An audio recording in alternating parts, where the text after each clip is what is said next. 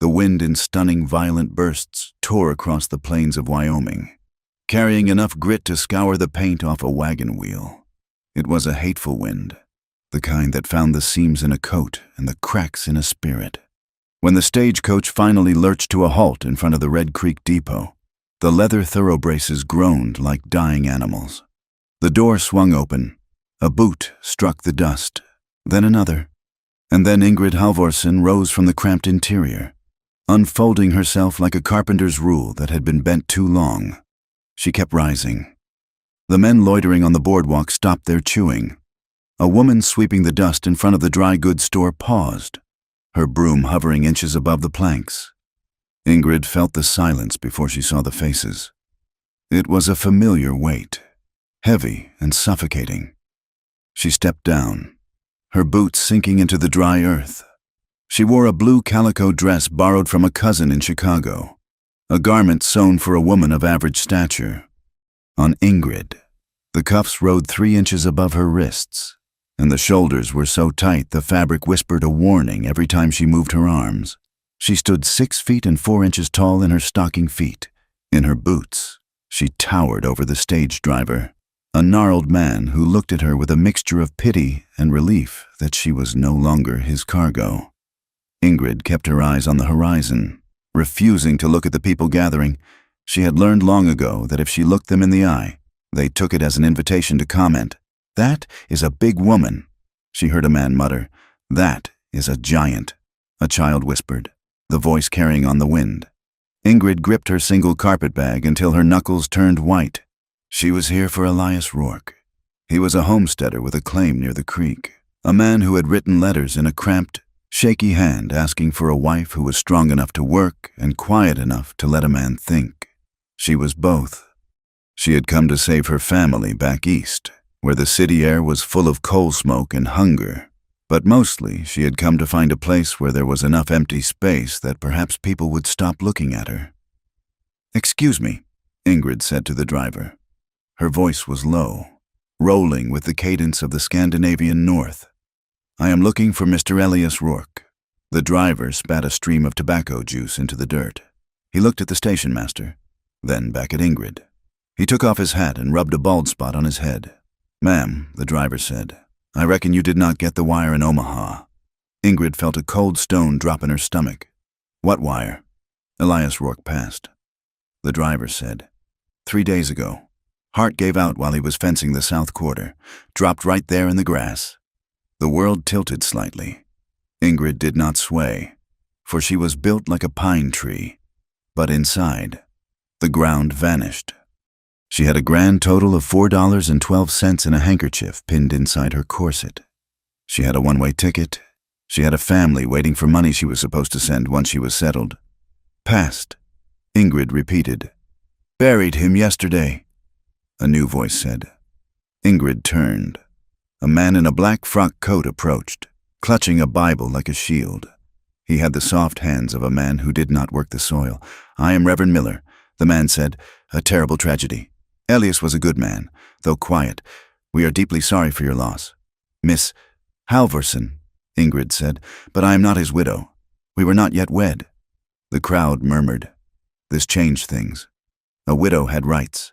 A mail-order bride who arrived too late was just a stray dog that needed feeding. "Then what is to be done with her?" a woman called out from the mercantile porch. "She cannot stay at the bachelor quarters." Ingrid felt the heat rising in her neck. She was 24 years old, but in this moment, under the scrutiny of 50 eyes, she felt like the child she had once been, standing on a crate in a carnival tent while men paid a nickel to see the Nordic giantess. "I will need a place to sleep," Ingrid said, forcing her voice to remain steady. "Just for tonight. I can work. I am strong." The Reverend looked uncomfortable. "The boarding house is full, save for the kitchen pantry. I will take it," Ingrid said. Before she could move, the crowd parted. A man walked through, the silver star on his vest catching the harsh sunlight. Sheriff Wade Harlan was a man of average height but possessed a density that made him seem immovable. He had eyes like polished agates, hard and unreadable. He looked Ingrid up and down, not with the gawking curiosity of the others, but with the appraising stare of a man counting livestock. Miss Halvorson, the sheriff said. I am Sheriff Harlan. You are a complication. I did not intend to be, Ingrid said. Intention does not change the fact, Harlan said. Rourke left no will. His claim is up in the air. You have no legal standing here.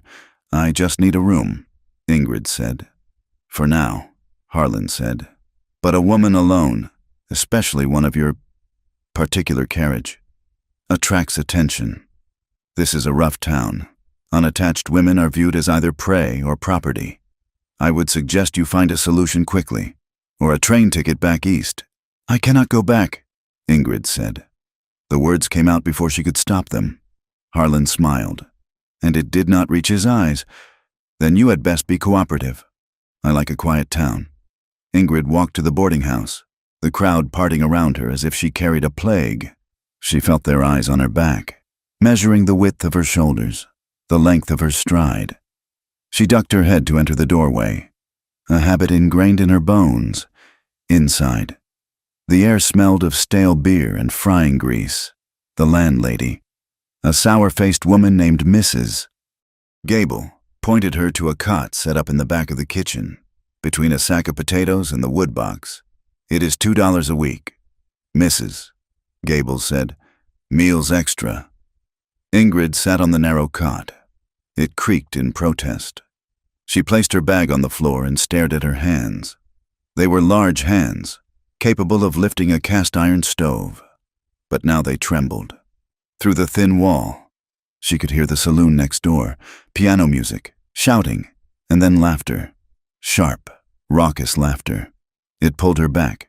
She closed her eyes and saw the canvas tent. She smelled the sawdust. She heard the Barker's voice. Step right up. See the Amazon of the North, a monstrosity of nature. She remembered the man who used to poke her leg with a cane to make sure she was real. She remembered the shame, hot and acidic, burning her throat. She lay down, curling her legs up to fit on the mattress. She was alone in a town that did not want her, promised to a dead man, with a sheriff who looked at her like a problem to be solved. 2 hours later, Cole Mercer rode into town. He came from the north, driving a small herd of 20 steers toward the railhead. He rode a dun gelding that looked as tired as he felt. Cole was a man built of wire and scar tissue, his face weathered by sun and silence. He wore a hat that had lost its shape 3 years ago and a coat that had been mended more times than it had been washed. He kept his head down. He did not look at the faces on the boardwalk. He did not check to see who was sitting on the saloon porch. He rode directly to the stockyards, his movements efficient and economical. He negotiated the price for the steers with the station agent, accepting a lower rate because he did not have the energy to argue.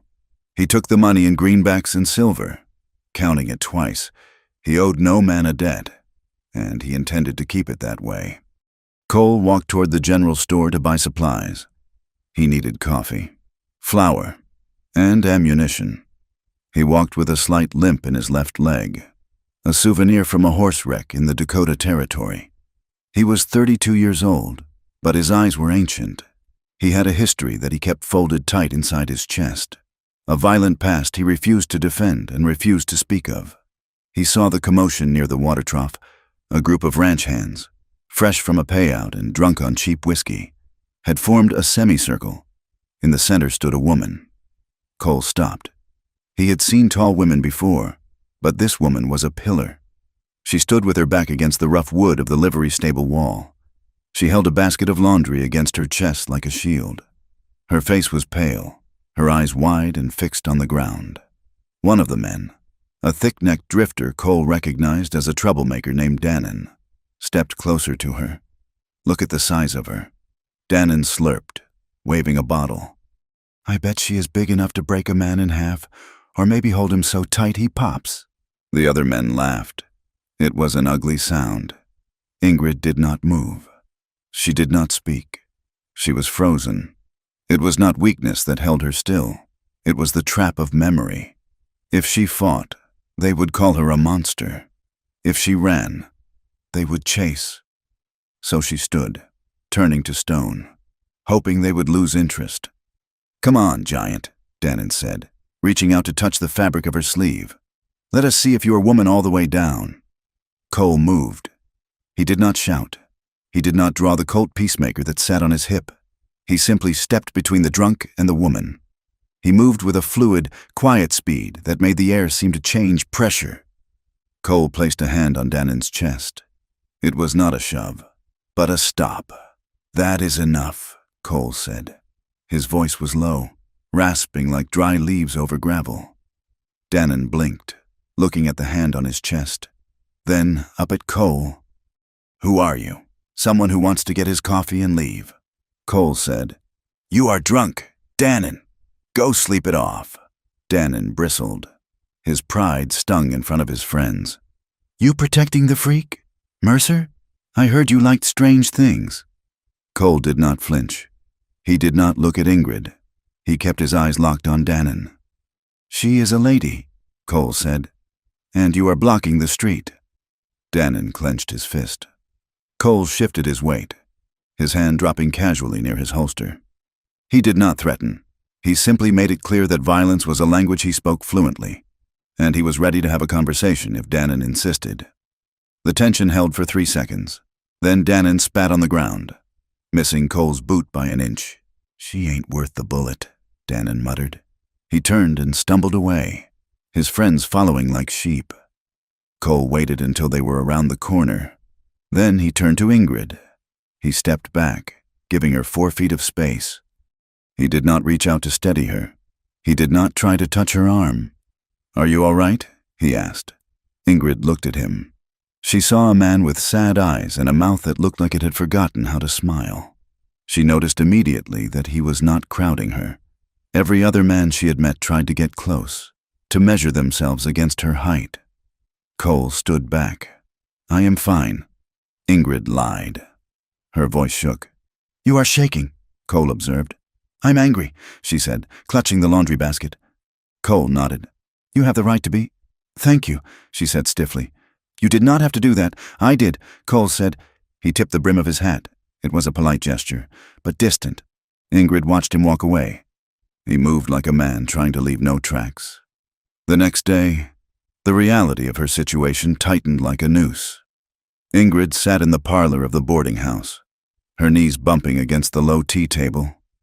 Mrs. Gable had suggested she could work off her lodging by doing laundry for the miners and drovers. But when Ingrid had tried to walk to the creek with the baskets, the stairs had been unbearable. She had returned, humiliated, her hands trembling so badly she had dropped the soap. Sheriff Harlan found her there. He closed the door behind him, cutting off the noise from the street. "Miss Halvorson," Harlan said, sitting opposite her, "we need to discuss the Rourke claim." "I was told I have no claim," Ingrid said. "You do not," Harlan agreed, "but you are the closest thing to a relative he has in this county. Now, listen to me. That land is situated on Red Creek. It has water. There is a man, Silas Brand. You have heard the name?" Ingrid shook her head. "He is the cattle baron of this territory," Harlan said. "He owns the valley. He wants that water. What does this have to do with me?" Harlan leaned forward. "The town wants this settled. Brand wants the land. If you were to facilitate the transfer, simply sign a statement saying Rourke intended to sell to Brand, I could ensure you have enough money for a ticket to San Francisco or New York. Anywhere but here." "You want me to lie?"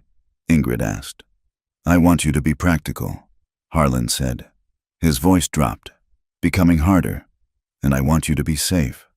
A woman like you stick out. People get ideas. Accidents happen to those who are stubborn."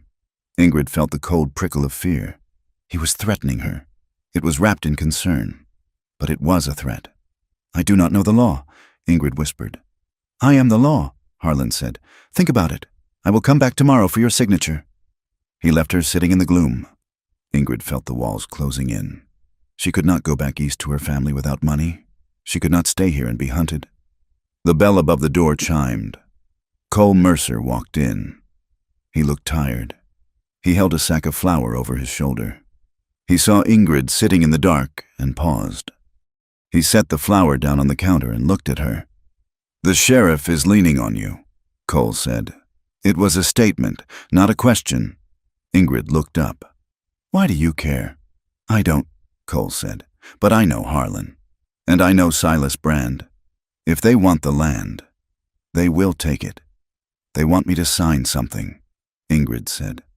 Cole nodded. To make it legal. So when they graze their cattle over Rourke's fences, no judge can stop them. I have nowhere to go, Ingrid said. Her voice broke. Just a fracture? Cole looked at her for a long time. He seemed to be weighing something heavy. He looked at her hands, clenched in her lap. He looked at the way she tried to make herself small in the chair. I have a line camp, Cole said. Ingrid blinked. What? I work for the Double Bar Ranch, but I stay at the Winter Line Camp. It is 20 miles north. High country, isolated. Ingrid stiffened. I am not that kind of woman, Mr. Mercer. Cole held up a hand. I am not asking you to be. I need a cook. And I need someone to watch the camp when I'm writing lines. It is hard work. It is lonely. But Harlan and Brand won't bother you up there. Not until the snow melts in the spring. Ingrid searched his face. She looked for the lecherous gleam she had seen in so many other men. She saw only fatigue and a strange, stony patience. What is the bargain? She asked. You cook. You keep the fire. I pay you standard wages. You keep your own money. Come spring, you will have enough to buy your own ticket to wherever you want to go. And living arrangements? Ingrid asked, her face heating. It is a one-room cabin, Cole said bluntly. But I sleep in the loft. You take the bunk. Ingrid looked at him. Being alone in the wilderness with a strange man was madness. It was everything her mother had warned her against. But staying here, with the sheriff and the laughter and the eyes, that was a different kind of death. If I say no, she asked, then Harlan puts you on a train with nothing, or Brand's men burn you out of whatever hole you find. Cole said. Ingrid took a breath. It rattled in her chest. I have conditions, she said. Name them. A separate bed, as you said. I keep my own wages, and you do not touch me, not ever, unless I say yes. Cole looked her in the eye. He did not smile. He did not mock her. I have no interest in touching what is not offered, Miss Halverson. I am looking for peace. Same as you. Ingrid stood up. She towered over him by 2 inches. She held out her hand. When do we leave? Dawn, Cole said. He did not shake her hand. He just nodded. The ride north was a descent into purgatory. Cole had secured a horse for her, a sturdy roan mare. But Ingrid had not ridden since she was a girl in the old country. The saddle was hard. Unforgiving leather. Within 2 hours, her inner thighs were raw. Within 4, her back felt like it had been beaten with a hammer. The wind did not cease. It screamed across the open plains, biting through her thin coat. The landscape was terrifyingly empty. There were no trees, no houses, nothing but the endless rolling brown ocean of grass and the gray sky. It felt like judgment. It felt like the earth itself was rejecting her. Cole rode ahead, his body moving in rhythm with his horse. He did not speak. He did not look back often. He simply rode, a dark shape against the wind. Ingrid bit her lip until it tasted of copper. She would not complain. She had spent her life being looked at as a freak, a burden, a clumsy giant.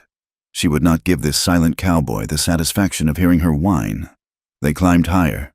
The air grew thinner and colder. By the time they reached the line camp, the sun was a bruised purple smear on the western horizon. The camp was stark, a rough-hewn log cabin, a small corral, and a lean-to for wood. It sat in the lee of a rocky ridge, sheltered slightly from the worst of the gales. Cole dismounted and helped her down. When her boots hit the ground, her legs buckled. Cole caught her elbow, just for a second, to steady her, then released her immediately. Inside. He lit a kerosene lamp. The cabin was sparse. A wood stove, a table, 2 chairs, a bunk against the wall, and a ladder leading to a small loft. It smelled of pine pitch and old coffee. Cole pointed to the water barrel. Rule 1, he said. We never let the water get low. The creek is 100 yards down the slope. It freezes at night. You have to break the ice. Ingrid nodded, shivering. Rule 2. Cole continued. Firewood. We keep the box full. If a blizzard hits, we cannot go out." He walked to the window and pointed to the darkness. "Rule 3, wolves. They are hungry this year. If you go to the privy at night, you take a lantern and a gun. I will teach you how to shoot." "And if riders come?" Ingrid asked. Cole turned to her. The lamplight cast deep shadows across his face. "If riders come, you get inside and bar the door. You do not open it for anyone but me." He looked at her, seeing the exhaustion in her posture. "There are beans in the pot," he said softer. "Eat, then sleep. I will take the first watch." The first week was a blur of pain and labor. Ingrid's body, unused to the rigors of the frontier, ached constantly, but she found a rhythm. She learned to bank the fire so it lasted until morning. She learned to mix sourdough biscuits. She learned that silence could be shared without being awkward. One night, the nightmare came. It was the old dream. She was back in the tent. The crowd was pressing in. Hundreds of hands reaching out to pinch her, to pull her hair. The ringmaster was laughing, counting coins. "Look at the monster! Look at the giant!" Ingrid woke up screaming. She was standing in the middle of the cabin floor. In her hand, she gripped the heavy cast-iron skillet, raised high to strike. Her chest was heaving, her eyes wide and unseeing in the dark. "Ingrid!" The voice cut through the panic. She blinked. The red fog of the nightmare receded. She saw Cole. He was standing by the ladder, wearing only his long johns and trousers. He was barefoot. He had his hands up, palms open, showing he was unarmed. He was 10 feet away, backed against the wall. "Ingrid," Cole said softly. "You are safe. You are at the camp." Ingrid lowered the skillet. She looked around, confused. She looked at Cole, half naked and vulnerable, yet radiating a calm that anchored her. I thought," she stammered. She dropped the pan. It clattered loudly on the wood floor. Shame washed over her. Hot and terrible. "I am sorry. I am so sorry. I am crazy. You must think I'm a lunatic." Cole did not move closer. He stayed against the wall. "I think you have had to fight for your space," Cole said. Ingrid sank onto a chair, burying her face in her hands. "They used to pay to see me," she whispered. The words leaked out, a poison she had carried for years. "My father, when we first came to America, we had no money. A man offered, a circus man. He put me in a dress that was too small. He told people I was a savage from the Icelands. They would touch me to see if I was real." She sobbed. A harsh, jagged sound. "I was just a girl." She said, "But I was so big. They did not think I had feelings. They thought I was just meat." The silence in the cabin was heavy. The wind howled outside, scratching at the logs. Cole's voice came from the shadows. It was not filled with pity. It was filled with a hard, dark understanding. "I cannot change what they did," Cole said. He stepped forward, just into the circle of light from the dying coals of the stove. "But here," Cole said, looking her in the eyes, "you get to be private. No one looks at you here unless you want them to. No one touches. You are just Ingrid." Ingrid looked up. He was not looking at her body. He was looking at her grief. "Go back to sleep, Ingrid," he said gently. "I will sit up for a while." November brought the snow. It started as a dusting, then turned into a white curtain that walled them off from the world. The drifts piled up against the cabin door. The line camp became a tiny island in a sea of white. Ingrid realized with a sudden jolt that she was trapped. She had traded the cage of the town for the cage of this cabin, but as the days went by, she realized the difference. This cage had peace. She and Cole moved around each other in a choreographed dance of domesticity. He mended tack by the fire while she kneaded dough. They spoke little, but the words were necessary. "Pass the water. The wind is shifting. The coffee is ready." She watched him. She noticed the way his hands were scarred but gentle when he cleaned his rifle. She noticed that he never let his eyes linger on her inappropriately. He kept his promise. He was a monk of the high plains. Gratitude began to swell in her chest. Replacing the fear, he was saving her. He was feeding her. He was protecting her from the Brands and Harlans of the world. One evening, the storm was particularly fierce. The cabin shuddered under the assault of the wind. The lantern cast a warm, golden glow over the table. Ingrid had mended a tear in Cole's coat. She bit the thread and handed it back to him. "Thank you," Cole said. Ingrid looked at him. His face was relaxed, the tension around his eyes smoothed out by the firelight. He looked younger. "Cole," she said. He looked up. "Yeah, thank you," she said, "for taking me in, for being decent." Cole shrugged, uncomfortable with the praise. "It is a trade. Ingrid, you cook better biscuits than I ever did." "It is more than that," she said. She stood up. The gratitude felt like a pressure inside her. She felt she owed him something. That was how the world worked, wasn't it? A woman paid for protection with her body. That was what the sheriff had implied. That was what the circus had taught her. She wanted to show him she was grateful. She wanted to prove she wasn't just a burden. She walked around the table. Cole went still. Ingrid leaned down. She aimed for his cheek, a sisterly peck, a polite goodbye to the day. But she misjudged. Or he turned. Her lips brushed the corner of his mouth. It was electric. The contact was shocking, warm and rough. Ingrid froze. Her breath hitched. Suddenly, the memory of every grab, every unwanted touch, every jeer crashed into her. The intimacy was too much, too fast. It wasn't the transaction she had prepared herself for. It was real, and that was terrifying. She pulled back, gasping. Her hand flew to her mouth. "First kiss hurts," she whispered. The words tumbled out, nonsensical, born of a child's logic and a woman's panic. Cole was on his feet instantly. He backed away, putting the table between them.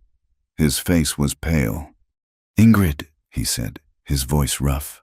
"I am sorry. I moved too close." "No," Ingrid said, tears springing to her eyes. She was shaking again. "I should have been more careful," Cole said. He held up his hands, the same way he had during the nightmare. "I am not asking for that. I told you, I won't take what isn't freely given." "It was," Ingrid cried. She was angry now, not at him, but at herself. She had wanted to offer warmth, but her body had reacted with fear. She was broken. She was a giant broken thing. She wrapped her arms around herself, trying to hold the pieces together. Cole watched her. His eyes were dark with a hunger he was ruthlessly suppressing, but his voice was steady as a rock. "You are scared," he said. "That is natural. The past doesn't leave just because you want it to." He picked up his coat and hat. "I am going to check the horses," he said. "But the storm—" Ingrid started. "I need the cold," Cole said. He opened the door. The wind shrieked, swirling snow into the room. He stepped out and shut the door firmly behind him. Ingrid stood alone in the center of the room. She touched her lips. They tingled. She sank to the floor, the firelight dancing on the walls, and wept. She cried because he was a good man. And she cried because she was afraid that she was too damaged to ever let him know it. Outside, in the howling white dark. Cole Mercer leaned against the logs of the cabin, closing his eyes against the cold, breathing through the desire that burned in his chest, determined to wait until she was ready, even if it took a lifetime. The storm that had locked them in finally broke, leaving the world scoured clean and buried under 3 feet of white silence. The wind did not stop. It never truly stopped in Wyoming, but it changed from a scream to a low, hollow moan that rattled the stovepipe. Life at the line camp settled into a rhythm as hard and predictable as the sun tracking across the southern sky. Survival was not a passive act. It was a series of chores that demanded muscle and will. Ingrid learned the language of the axe. At first, her swings were clumsy, the blade glancing off the frozen pine, sending shocks up her arms to her teeth. But Cole corrected her stance, tapping her boot with his own to widen her base. Within a week, she was splitting rounds with a single, cracking blow. Her size, the very thing that had made her a spectacle in the crowded cities of the East, became her currency here. When the snowdrifts piled against the barn door, blocking it shut, Cole did not have to dig it out alone. Ingrid put her shoulder against the rough wood, planted her boots in the slush, and shoved. The ice cracked. The door groaned and gave way. Cole watched her, leaning on his shovel. He did not clap. He did not make a joke about her height. He simply nodded, a gesture of respect between laborers. Good leverage, he said.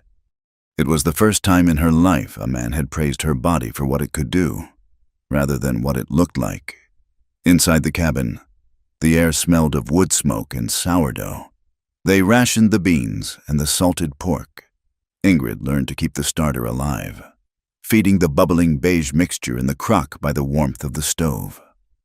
They ate in silence mostly, but it was no longer the silence of strangers. It was the companionable quiet of two people who were too tired to speak. One afternoon, when the sky was the color of a bruised plum, Cole took the Winchester rifle from the rack. He motioned for Ingrid to put on her coat. "The wolves are getting bold," he said. "They smell the calves. You need to know how to answer them." They walked to the edge of the clearing. Cole set up a row of empty tin cans on a fence post 30 yards away. He handed her the rifle. It was heavy, the wood stock smooth from years of handling. "Pull it tight into your shoulder," Cole instructed, his voice flat and practical. "If you leave a gap, the kick will bruise you. Cheek to the wood. Look through the sight. Exhale. And when your lungs are empty, squeeze. Do not pull. Squeeze." Ingrid raised the weapon. Her arms, long and powerful, held the barrel steady. She felt a strange sensation, not fear, but focus. For her entire life, she had been too big, taking up too much space. But here, looking down the barrel, her size did not matter. The gun did not care how tall she was. It only cared if she was steady. She breathed out. The cold air left her lips in a white cloud. She squeezed. The rifle cracked, a sharp slap against the silence. The tin can on the far left spun into the snow. Cole looked at the can, then at her. "Center mass," he said. "Do it again." Ingrid fired again. Another can fell. She lowered the rifle, the smell of gunpowder sharp in her nose. Her shoulder throbbed where the butt plate had kicked, but the pain felt good. It felt like consequence. It felt like power. She looked at her hands, wrapped around the steel and wood. They were not shaking. The isolation was broken 10 days later by a rider on a mule. He was a circuit preacher, a man named Reverend Thomas with a face beaten red by the wind and a Bible wrapped in oilcloth. He stopped at the camp for coffee and warmth, his eyes darting around the small cabin with the hunger of a gossip. When he saw Ingrid, he paused with his tin cup halfway to his mouth. "I heard talk in town," the Reverend said, his voice dripping with a cloying pity that felt worse than an insult. "They said the big Scandinavian girl had not left the territory." "I am working," Ingrid said, turning her back to stir the beans. "It is a hard situation," the Reverend said to Cole. "A woman alone, unwed, living in close quarters. She has her own bunk." Cole said, his voice was low, warning. "And she earns her keep," the Reverend sniffed. "People talk, Mr. Mercer, and not just about morals. I spoke with Sheriff Harlan before I rode out. He and Mr. Brand are having meetings. They say the Rourke claim is in a legal tangle. They say it needs to be settled before the spring thaw brings the new herds." Ingrid felt her stomach tighten. The mention of Brand made the cabin feel smaller. "Let them talk," Cole said. "We are just wintering the line." The Reverend finished his coffee and left, leaving a sour atmosphere behind him. That night, Ingrid could not sleep. The Reverend's eyes had looked at her the way men had looked at her at the county fair in Ohio 3 years ago. She closed her eyes and saw the banner, "The Nordic Giantess," a wonder of the frozen north. She felt the man's hand on her wrist, the promoter, dragging her out onto the stage. She remembered pulling back, trying to hide behind the curtain, and the roar of laughter from the crowd. "She's shy, a shy monster!" Ingrid sat up in her bunk, gasping. Cole was awake in the loft.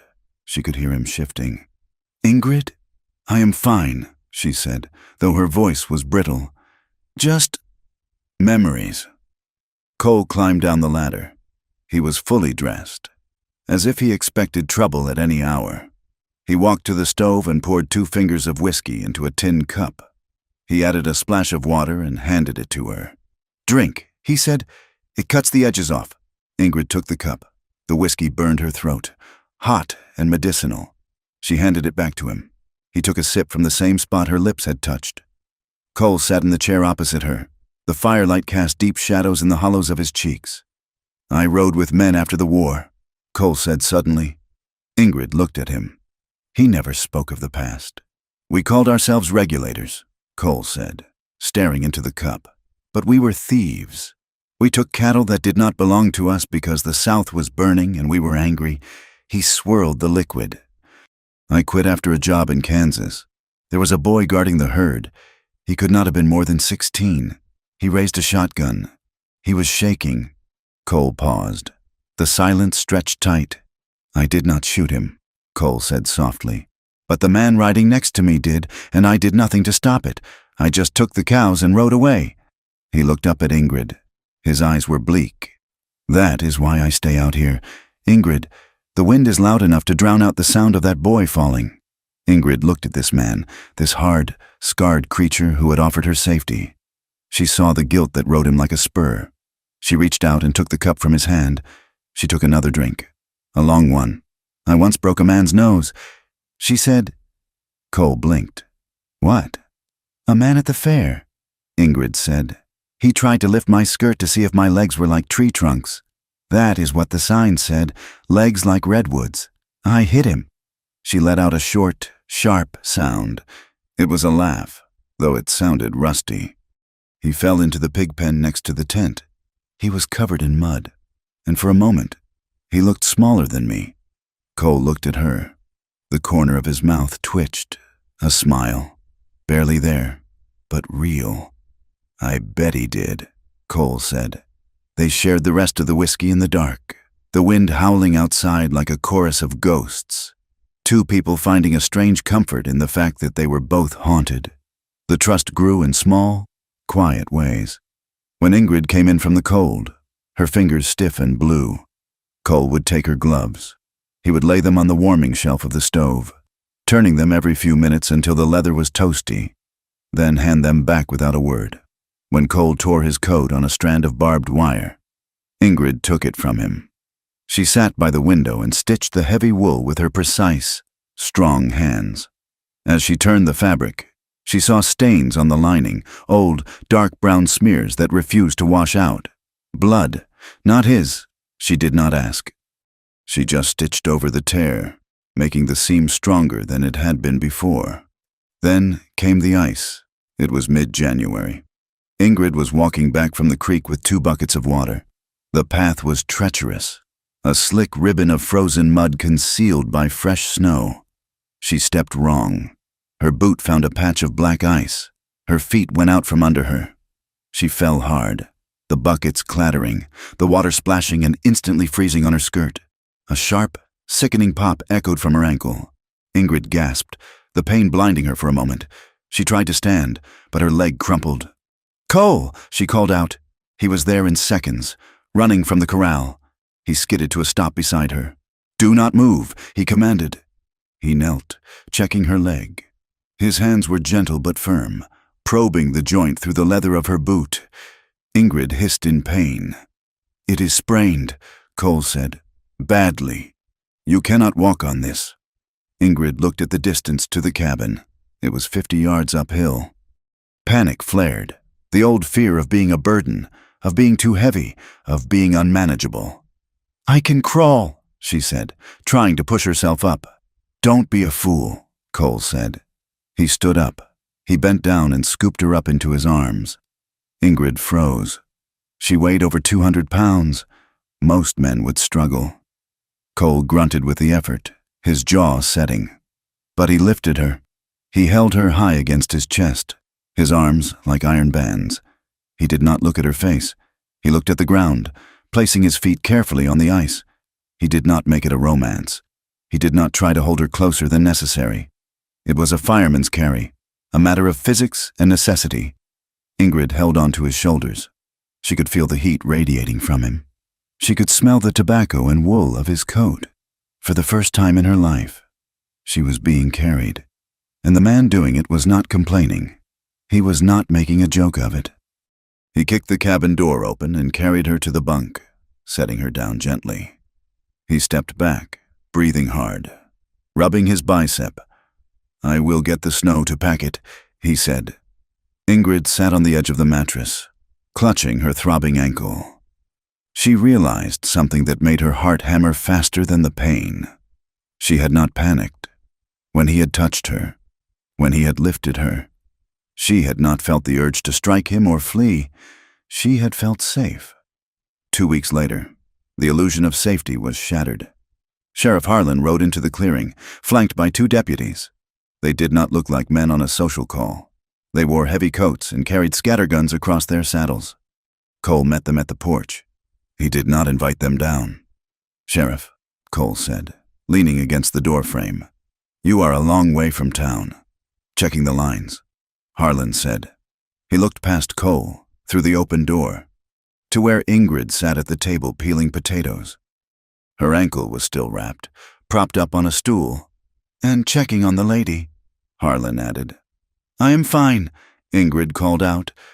Her voice was steady, though her hands went still. Harlan dismounted. He walked up the steps, his spurs jingling. He stopped 2 feet from Cole. "There is talk. Mercer, about a woman living up here without papers, without a husband. Some folks think it is improper. Some folks think it might be misunderstood." "Misunderstood how?" Cole asked. "As harboring a vagrant," Harlan said, "or taking advantage of a widow's grief." "Ingrid is not a widow," Cole said, "and she is my employee." Harlan smiled, that shark-like, dead-eyed smile. "Silas Brand is a traditional man," Harlan said. "He thinks a woman like Miss Halverson needs a proper situation, a marriage to a local man, or perhaps a train ticket out of the county. He is expanding. Cole, he wants the Rourke water rights, and he does not like loose ends." He looked at Ingrid again. It was the look a butcher gives a side of beef. "You look healthy, Miss Halverson. Country air suits you. Shame if you had to leave it." "We are not selling," Cole said. Harlan turned back to Cole. His voice dropped to a whisper that Ingrid could still hear. "You are a line rider. Mercer, you are nobody. Do not mistake a winter shack for a fortress. Brand will have that land, and if you stand in the way, he will go through you." The sheriff tipped his hat to Ingrid, mocking, cruel, and remounted. "Think on it," he called out.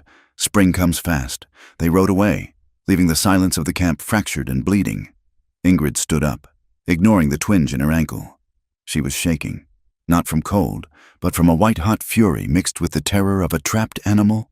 "They will come back," she said. Cole closed the door and barred it. He turned to her. "Yes, they will. They want me to sign," she said, "or they want me gone." Cole walked to the window, watching the riders disappear into the trees. "We have to go to the county seat," he said. "What? In the spring?" Cole said, turning to face her. "We go to the courthouse. We file for your rights as Rourke's intended. We claim the land is yours by contract of betrothal." "I am not a widow," Ingrid cried. "I told you, we never married." "The law does not care about your heart." "Ingrid," Cole said sharply, "it cares about paper. If we can prove intent, if we can prove you came here in good faith to be his wife, a judge might grant you the claim, or at least put a hold on Brand taking it." "And then what?" Ingrid asked. "Then I am just a woman with a piece of paper and a cattle baron trying to kill me." "Then we create a shield," Cole said. He took a breath. He looked at her, his eyes searching her face. "We tell them you are under my protection." "Your protection? We tell them you are my intended—" The room went silent. The fire popped in the stove. Ingrid stared at him. "You mean, we lie? We tell them that since Rourke passed, you and I have formed an attachment, that we intend to wed." Ingrid felt the walls closing in again. Marriage. Belonging. It was the trap she had run halfway across the country to escape. "I will not belong to any man," she whispered. "I will not be property. It is for show," Cole said quickly. "To make them hesitate. Brand might kill a squatter. but he will think twice about killing a man's betrothed in open conflict. It buys us time." Ingrid paced the small room, her limp pronounced.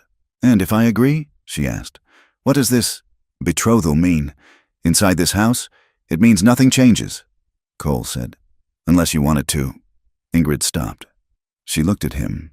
She saw the man who had warmed her gloves, the man who had carried her over the ice without groping her, the man who had taught her to shoot. She took a deep breath. "I have conditions," she said. Cole nodded. "Always. I choose the steps." She said, "If we do this, if we pretend, I say where it goes. And if I say stop, you stop, even if the world is watching, even if it ruins the story." Cole did not hesitate. "If you say stop, the world can burn for all I care. I stop." The pact hung between them for days, a tension that was both terrifying and thrilling. They were conspirators now. One evening, the wind died down, leaving a silence so profound it rang in the ears. They were sitting on the bench by the stove. Usually, they sat on opposite sides of the room. Tonight, Ingrid did not move to her bunk. She sat next to him. She shifted her weight until her shoulder brushed against his arm. Cole went still. He did not pull away, but he did not lean in. He let her initiate.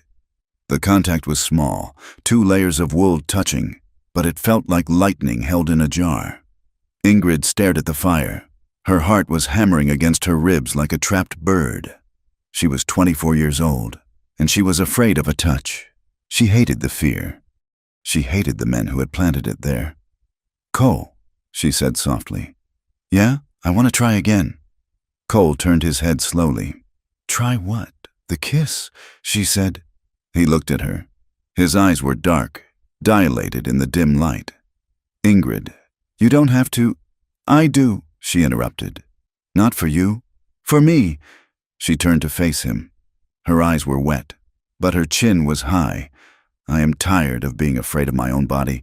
Cole, I am tired of flinching. I want to know. I need to know if I can do it. Without hurting." Cole looked at her mouth, then up to her eyes. He placed his hand on the bench between them, palm up. An invitation, not a command. "Tell me when," he said. Ingrid leaned forward. She could smell soap and wood smoke on him. She could see the fine lines around his eyes. She was terrified, but she was also furious. Furious at the past for stealing this softness from her. "Now," she whispered. Cole leaned in. He moved slowly, giving her 1,000 chances to pull back. He did not grab her. He did not put his hands on her waist.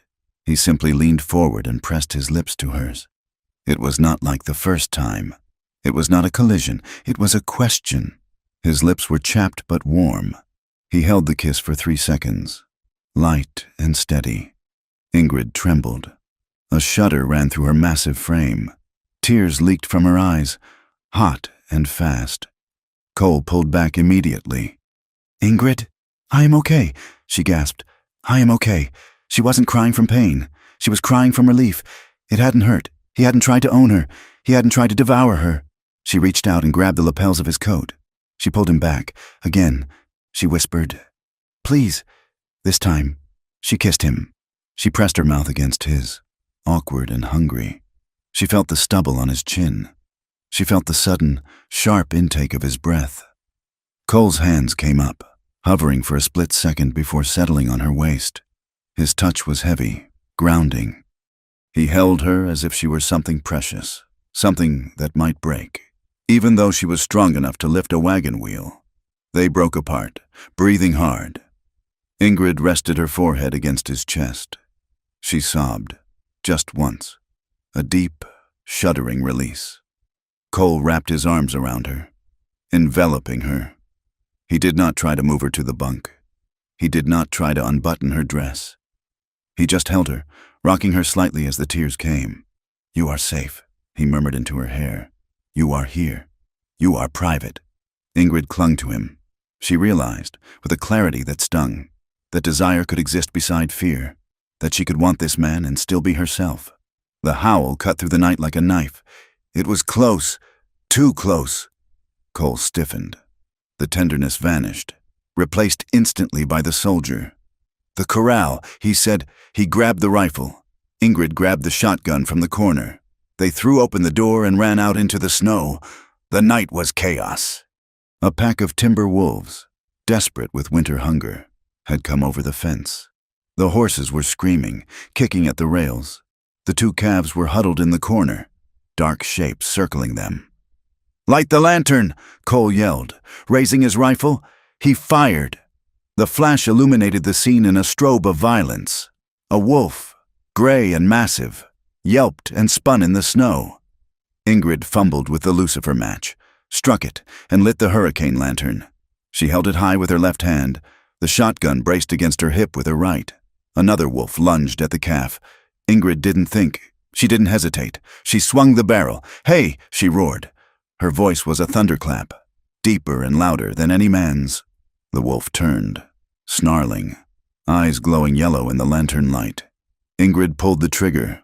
The shotgun roared, kicking hard against her hip. The buckshot tore up the snow and the animal dropped. Cole was firing steadily, the lever of his Winchester clacking. "Chick, chick, boom! Chick, chick, boom!" "Get back!" Cole shouted, advancing on the remaining wolves. Together, they formed a wall of noise and fire. They were not a man protecting a woman. They were a pack of two defending their territory. The surviving wolves, realizing the cost was too high, turned and scrambled over the fence, vanishing into the black timber. Silence rushed back in, ringing in their ears. The air smelled of sulfur and blood. Ingrid lowered the shotgun. Her heart was pounding a frantic rhythm, but her hands were steady. She looked at Cole. He was breathing hard, smoke drifting from his rifle barrel. "Check the stock," he said. They found one calf down, throat torn. It was dead. The other was shivering, bleeding from a flank bite, but alive. The horses were unhurt. They worked in silence for the next hour. They dragged the dead wolf carcasses to the edge of the ravine. They treated the wounded calf with pine tar. By the time they finished, the eastern sky was turning a bruised gray. Dawn. They stood by the corral fence, exhausted, their breath pluming in the freezing air. Ingrid looked at the dead calf, half buried in the snow. "I am tired." "Cole," she whispered. He looked at her. He wiped a smear of soot from his forehead. "Tired of the work?" "No," she said. She looked at the horizon, where the town lay miles away, where Harlan and Brand were waiting. "I am tired of being hunted, by men, by wolves, by memories. I am tired of running away." Cole ejected the last spent shell from his rifle. It pinged off the frozen ground. He looked at Ingrid, tall, formidable, standing in the bloodied snow with a shotgun in her hand. "Then we stop running," he said. He reached out and took her hand. His grip was hard, calloused, and real. "Come spring, we go to town, and we take the fight to them." Spring broke over the Wyoming territory, not with a gentle awakening, but with a violent, heaving thaw. The snow, which had been a clean white blanket for months, collapsed into a thick, sucking gumbo of mud that threatened to swallow wagon wheels whole. The creeks swelled into brown torrents, tearing at their banks, and the air smelled of wet earth and rotting grass. For Ingrid Halverson and Cole Mercer, the ride back to town was a battle against the landscape. The wagon lurched and groaned, the horses fighting for every step in the mire. Mud splattered Ingrid's skirts, drying in heavy gray cakes. But the filth of the road was the least of her worries. She gripped the bench seat, her knuckles white. She had spent the winter in the sanctuary of the line camp, where the only eyes watching her belonged to a man who looked without judging. Now, she was returning to the gallery. "Do not look at them," Cole said. He kept his eyes on the horses, his hands steady on the reins. "They are just people, Ingrid, small people with small minds." "They are a pack," Ingrid replied, "and I am the strange bird they want to peck to death." When they rolled onto the main street, the town seemed to pause. The blacksmith stopped his hammer. The women on the boardwalk ceased their chatter. Heads turned, fingers pointed. The gossip had fermented over the winter, growing teeth. It was no longer just curiosity about her height. It was speculation about her life in the snow. Ingrid could hear the whispers drifting on the damp air like smoke. That is her, the giant bride, wintered up there with him. You know what that means. Imagine the size of the bed. Ingrid's face burned. The heat started at her neck and flooded her cheeks. She fixed her gaze on the ears of the lead horse, refusing to shrink. She was 6 feet and 4 inches of target, but she would not give them the satisfaction of seeing her flinch. Cole drove the wagon to the livery stable. He helped her down, his hand firm under her elbow. He did not linger, but he did not pull away when a group of miners on the porch snickered. He simply stood between her and them, a silent barrier of weathered canvas and cold iron. "We have business," Cole said. "Stay close." Their first stop was the general store for supplies. As they loaded sacks of flour and coffee, a man approached. He was dressed too well for a working hand, wearing a clean bowler hat and a vest with silver buttons. This was Kellis, the foreman for the Brand Ranch. "Miss Halvorsen," Kellis said, tipping his hat with a smile that did not reach his eyes. "Mr. Brand sends his regards. He hopes you survive the winter without undue hardship." "We are fine," Ingrid said. Her voice was tight. "Mr. Brand is a generous man." Kellis continued. "He is prepared to offer you $300 for the quitclaim deed on the Rourke place. It is a lot of money for a woman in your position. Enough to go somewhere. More accommodating to your stature." "I am not selling," Ingrid said. Kellis's smile vanished. He stepped closer, invading her space. He was a foot shorter than her, but he carried the weight of his employer's power. "Stubbornness is a dangerous quality out here. Darling, accidents happen. Claims get jumped. It would be a shame if you got hurt trying to hold on to dirt you cannot defend." Cole stepped in. He did not shove Kellis. He simply occupied the space where Kellis was standing, forcing the smaller man to retreat or be trampled. "She gave you her answer." Cole said, "Tell Brand the price is not for sale." Kellis dusted off his vest. "Have it your way. Mercer, but do not say you were not warned." Kellis walked away, leaving a chill in the air that the spring sun could not touch. An hour later, Sheriff Wade Harlan found them near the post office. He held a piece of paper, waving it like a fan. "Good to see you, Miss Halvorsen," Harlan said. "I have news. The county judge has scheduled a hearing regarding the disposition of the Rourke claim." "When?" Cole asked. "Friday," Harlan said. 2 days from now." 2 days. Cole's voice rose. "That is not enough time to prepare a case. It is the circuit schedule." Harlan shrugged. "The judge is a busy man. If you are not there with proof of ownership, the land reverts to the territory, and the territory will likely sell to the highest bidder, which is Brand," Ingrid said. Harlan smiled. "That is how the market works. Miss Halvorsen, efficiency." Ingrid realized then that the law was not a shield. It was a rope, and Harlan was tightening the noose. They needed help. Cole tried to find a lawyer, but the few attorneys in town suddenly had full calendars or shook their heads the moment Brand's name was mentioned. Only one man, a disheveled solicitor named Mr. Abernathy, agreed to listen. "I can represent you," Abernathy said, shuffling papers in his dusty office. "But it will be a fight. Brand owns half the county. I will need a retainer. $100. Up front." Cole went silent. He had $30 in his pocket from the winter wages. "We don't have it," Cole said. "I do," Ingrid said. She reached into her bodice and pulled out a small, heavy cloth pouch.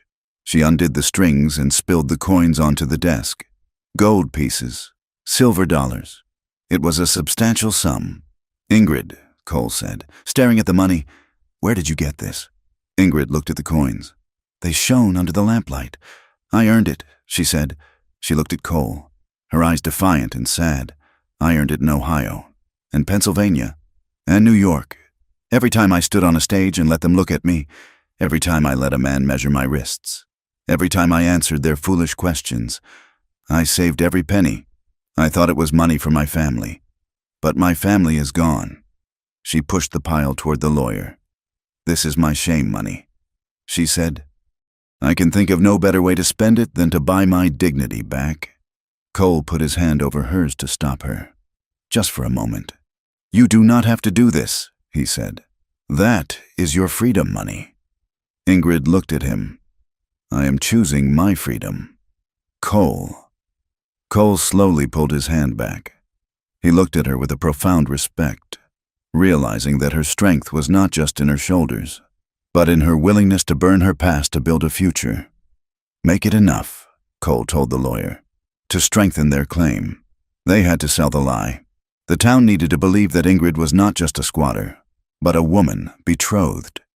They walked to the mercantile together. Cole placed his hand on the small of her back. He did not grip her. His touch was light, a mere point of contact.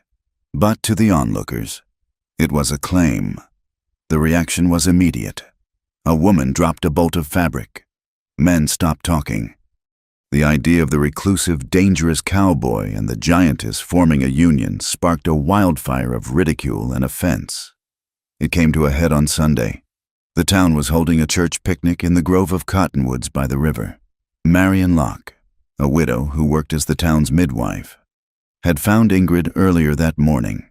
Marion was a sharp-boned woman with eyes that missed nothing. She had been the one to pull Ingrid into her parlor when the stairs got too heavy, offering tea and silence. You have to go, Marion advised. If you hide, they decide who you are. If you stand there, you make them look you in the eye. So they went. The grove was filled with families eating fried chicken on quilts. When Ingrid and Cole arrived, a silence rippled through the crowd like a wind across wheat. They filled plates and sat near the edge of the gathering. Marion joined them, sitting on Ingrid's left like a guard dog. A woman approached. It was Mrs. Calloway, the wife of a prosperous rancher who did business with Brand. She wore a silk dress that rustled with self-importance. Mr. Mercer, Mrs. Calloway said, ignoring Ingrid. We were surprised to see you here, and with company. Ingrid is my intended, Cole said calmly. Is she?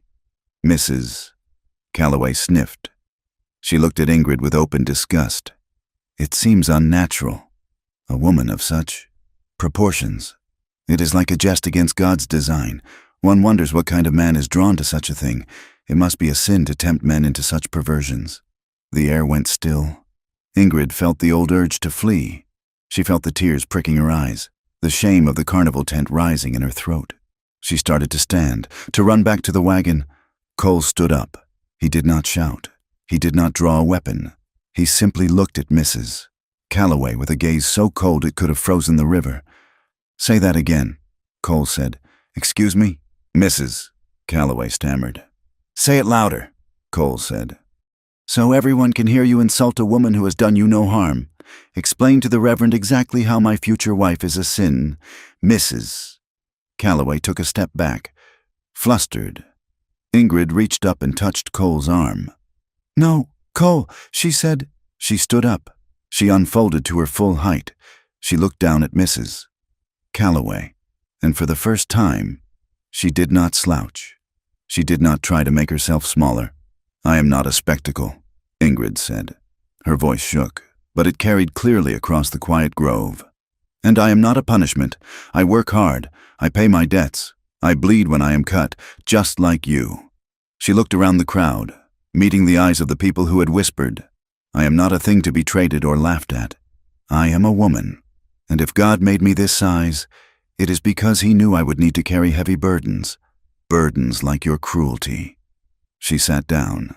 For a moment, no one moved. Then, Marion Locke took a loud, deliberate bite of a pickle. Well said, Marion declared. A few of the homesteaders nodded. Some of the men looked at their boots, ashamed. Mrs. Calloway turned red and huffed away, but the venom had been drawn out of the wound. The victory was short-lived. That afternoon, a rider brought a note. Silas Brand invited Miss Halverson to his ranch to discuss a final settlement before the hearing. Cole refused to let her go alone. They rode out to the Brand estate, a sprawling compound that looked more like a feudal kingdom than a ranch. The main house was 2 stories of white-painted wood with glass windows imported from St. Louis. But as they passed the bunkhouses, Ingrid saw the reality. The hired hands lived in squalor. Mud-caked shacks with no windows. The corrals were overcrowded. It was wealth built on misery. Brand met them in his study. He was a man of 60, with a white beard and eyes like flint. He sat behind a mahogany desk, smoking a cigar. "Miss Halverson," Brand said, "you are even more impressive close up." He did not offer them a seat.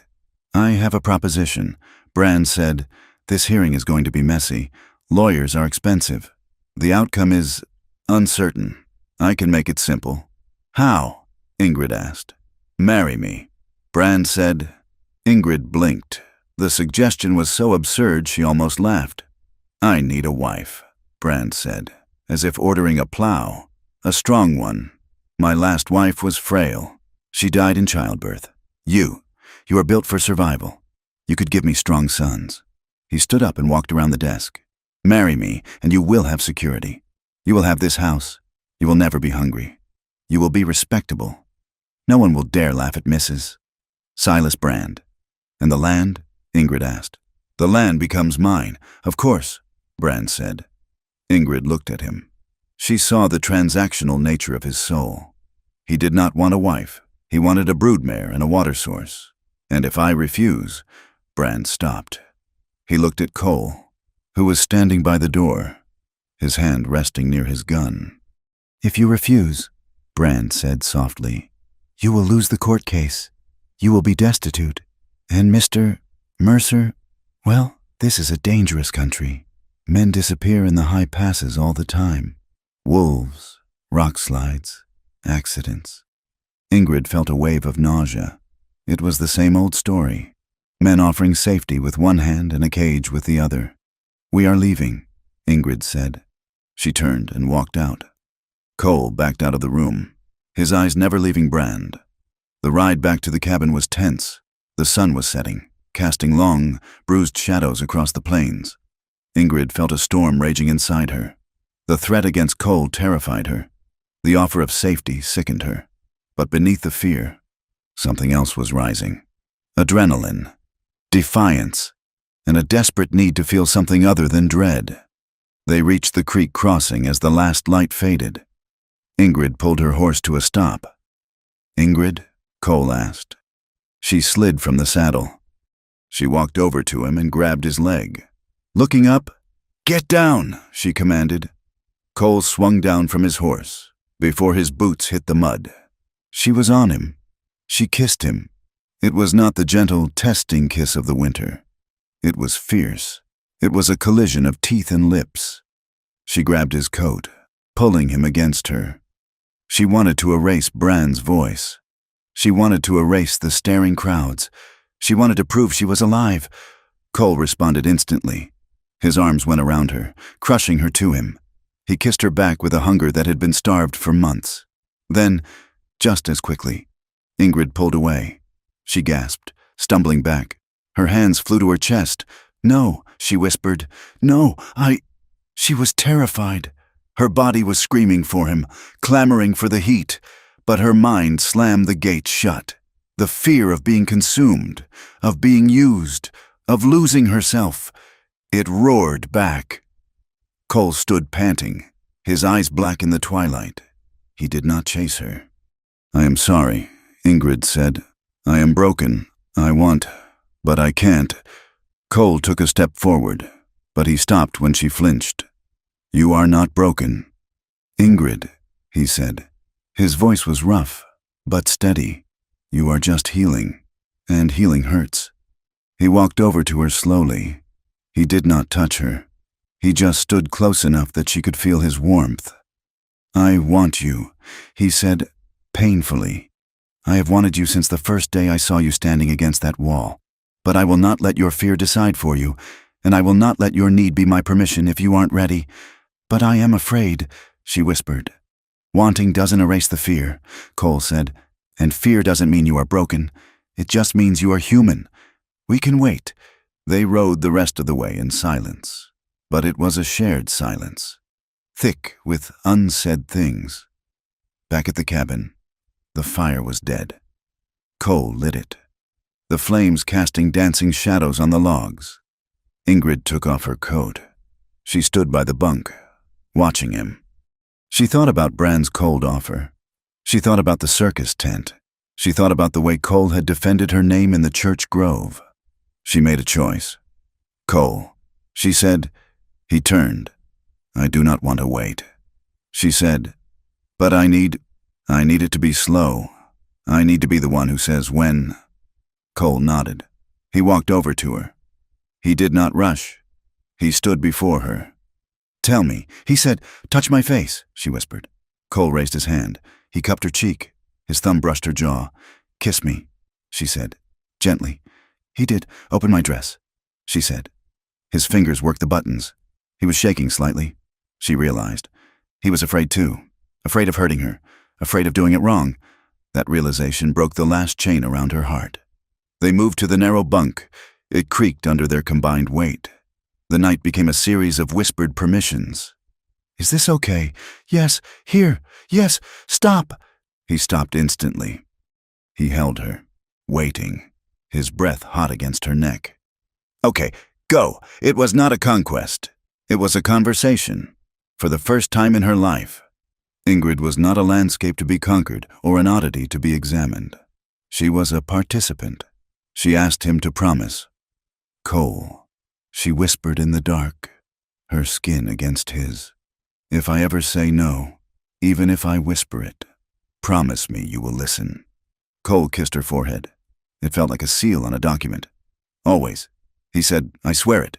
The fear was there, lurking at the edges. But she pushed it back with every breath. She chose to be held. She chose to be touched. She chose to trust him. When the release came, it was not an explosion, but a profound, shuddering wave of relief. She cried out, not in shame, but in victory. She had reclaimed the territory of her own skin. Cole held her afterward, his arm thrown over her waist, their legs tangled. She listened to his heart slow down. She felt powerful.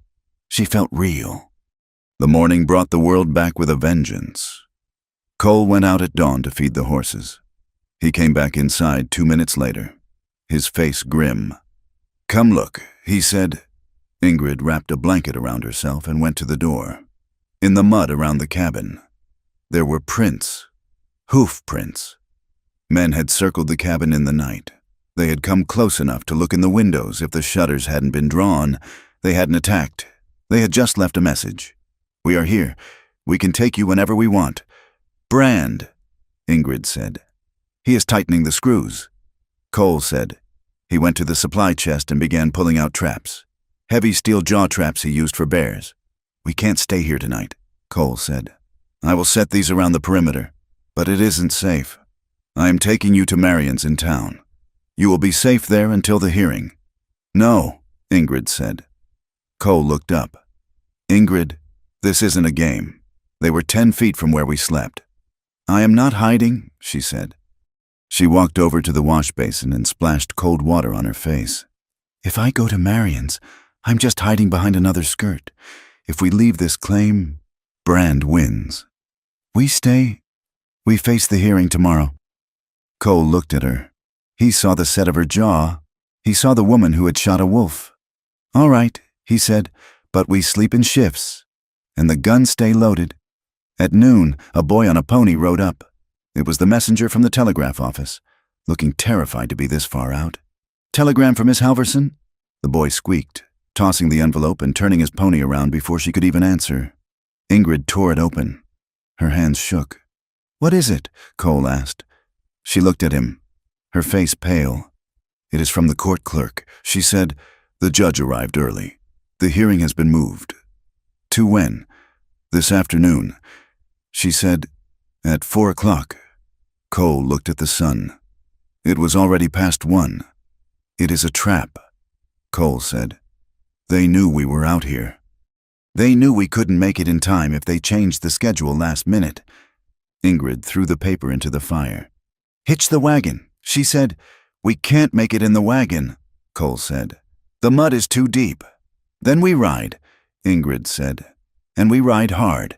She grabbed her coat. I am not losing this. Cole, not after everything. Cole grabbed his gun belt. Then let's ride. They scrambled out the door, leaving the warmth of the cabin behind, riding straight into the teeth of a game that was rigged to destroy them. The heat that spring afternoon was a physical weight, pressing down on the scorched earth between the line camp and the county seat. The road was no longer a mud pit, but had baked into a rutted washboard of hard-pan clay that rattled the teeth of anyone foolish enough to traverse it. The dust was a constant companion, coating the back of the throat and stinging the eyes. Ingrid Halvorsen sat on the seat of the rented buckboard wagon, her hands folded in her lap to keep them from shaking. Cole Mercer drove, his hat pulled low against the glare, his eyes scanning the horizon where the heat shimmer made the sagebrush dance like ghosts. The land looked endless and indifferent, a vast, tawny ocean of dry grass that did not care if they lived or died, or who owned the deed to a patch of dirt near a creek. It would remain long after their names were eroded from headstones. "We will be there in an hour," Cole said, his voice raspy from the dust. Ingrid nodded but did not speak. The dread in her stomach was heavier than the heat. She had faced wolves and blizzards, but those were honest enemies. A courtroom was a different kind of predator, one that used words she did not fully understand and laws written by men who had never seen a woman like her. When they rolled into the county seat, the town was already simmering. Horses stood 3 deep at the hitching rails, their tails swatting lazily at flies. The courthouse, a 2-story brick structure that looked out of place against the raw timber of the rest of the town, loomed at the end of the main street. They walked up the steps together. Cole offered his arm, but Ingrid hesitated before taking it. She felt the eyes of the idlers on the lawn, men whittling sticks and chewing tobacco, slide over her frame. "Look at the size of her. That is the giantess. Who is the man?" Inside, the courtroom was stifling. The windows were open, but the air refused to move. The room was packed. Silas Brand sat at the plaintiff's table, looking cool and composed in a charcoal suit. Beside him was his lawyer, a man named Ephraim Galt, who had the sharp, hungry features of a weasel. Sheriff Wade Harlan sat behind them, leaning back in his chair with a smirk that promised nothing good. Ingrid and Cole took their seats at the defendant's table. They had no lawyer. The retainer had been too high, and the one honest man, Mr. Abernathy, had taken ill suddenly, a convenience that smelled of Brand's money. Judge Thaddeus Stone banged his gavel. He was a man with a face like a dried apple and little patience for the frontier rabble. "This court is now in session," the judge intoned.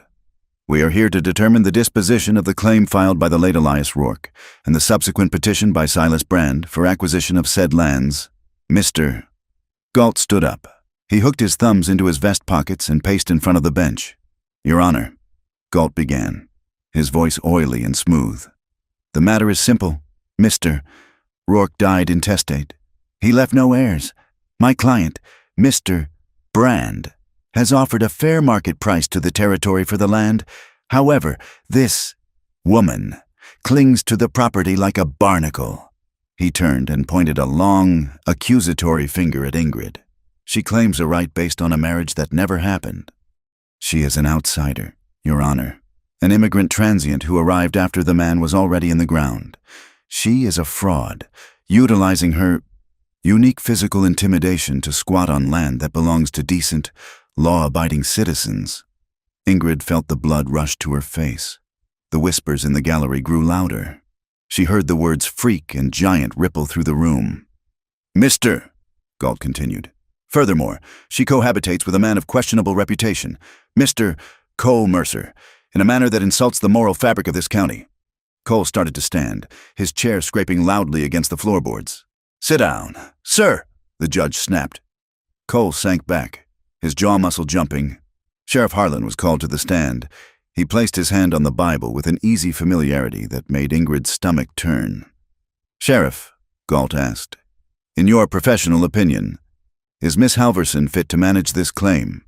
Harlan looked directly at Ingrid. His eyes were flat and cold. "In my opinion, the woman is unstable." He said, "She is prone to emotional outbursts. I have seen her in states of agitation that suggest a feeble mind, living out there in the wilds, without proper male supervision. Well, it does things to a woman's head. She needs protection. Your Honor, not land. The room murmured in agreement. Of course. A woman that size, alone, she must be mad. It was easier to believe she was crazy than to believe she was capable. Ingrid stood up. Your Honor, she said. The judge peered at her over his spectacles. Do you have something to say, Miss Halverson? And be quick about it. I object, Ingrid said. The word felt clumsy in her mouth. She had heard it in stories, but here it sounded weak. I am not unstable. I work the land. On what grounds do you claim this title? The judge asked. Do you have a will, a deed, a marriage certificate? No, Ingrid said, but Elias sent for me. We had a contract, and Mr. Mercer and we are intended. The gallery erupted in laughter. Galt smiled, a thin, cruel expression. Intended, Galt mocked. A convenient fiction. Your Honor, invented to circumvent the law. Ingrid tried to explain. She tried to talk about the letters Elias had written, about the promise of a home, but the legal words tripped her. She said affidavit when she meant agreement. She stumbled over her English, the vowels of her homeland thickening her tongue under pressure. Every mistake was a victory for Galt. The judge sighed, checking his pocket watch. It seems clear, the judge said, that the defendant has no legal standing. Cole was gripping the edge of the table so hard his knuckles were white. Behind him, in the first row of the gallery, 3 of Brand's hired guns were snickering. Hey, Mercer, one whispered. Does she crush you when she rolls over? Cole spun around. Shut your mouth. Cole snarled. Order, the judge shouted. One more outburst. Mr. Mercer, and I will have you in irons. Cole turned back, his chest heaving. He was trapped. If he fought, he proved them right. If he stayed silent, they lost. Ingrid felt tears of frustration prick her eyes. She looked at the sea of faces, hostile, amused, indifferent. Then she saw Marion Locke in the back row. The midwife caught Ingrid's eye. She mimed a motion with her hands. Kneading dough, chopping wood. She mouthed one word. Work. Ingrid took a deep breath. She stopped trying to be a lawyer. She stood to her full height, ignoring the gasp from the front row. Your Honor, Ingrid said. Her voice dropped an octave, finding the resonance that came from her chest. I do not know your big words, but I know this land. She walked out from behind the table. Galt tried to step in her way, but she simply moved past him like a ship parting water. I know that the south fence has 3 posts rotted that need replacing next week. I know the creek freezes 4 inches deep in January and you must break it with an axe, not a hammer, or the handle snaps. I know the soil in the lower pasture is too alkali for wheat, but good for Timothy grass. She looked at Brand. Mr. Brand does not know this. He knows money. I know the dirt. I have paid for that claim with sweat. I have fed the stock when the wolves were scratching at the door. I have mended the roof. Is that not ownership? Is labor not the law of the West? The room went quiet. For a moment, the reality of her life, the sheer, undeniable hardness of it, cut through the legal smoke. The judge paused.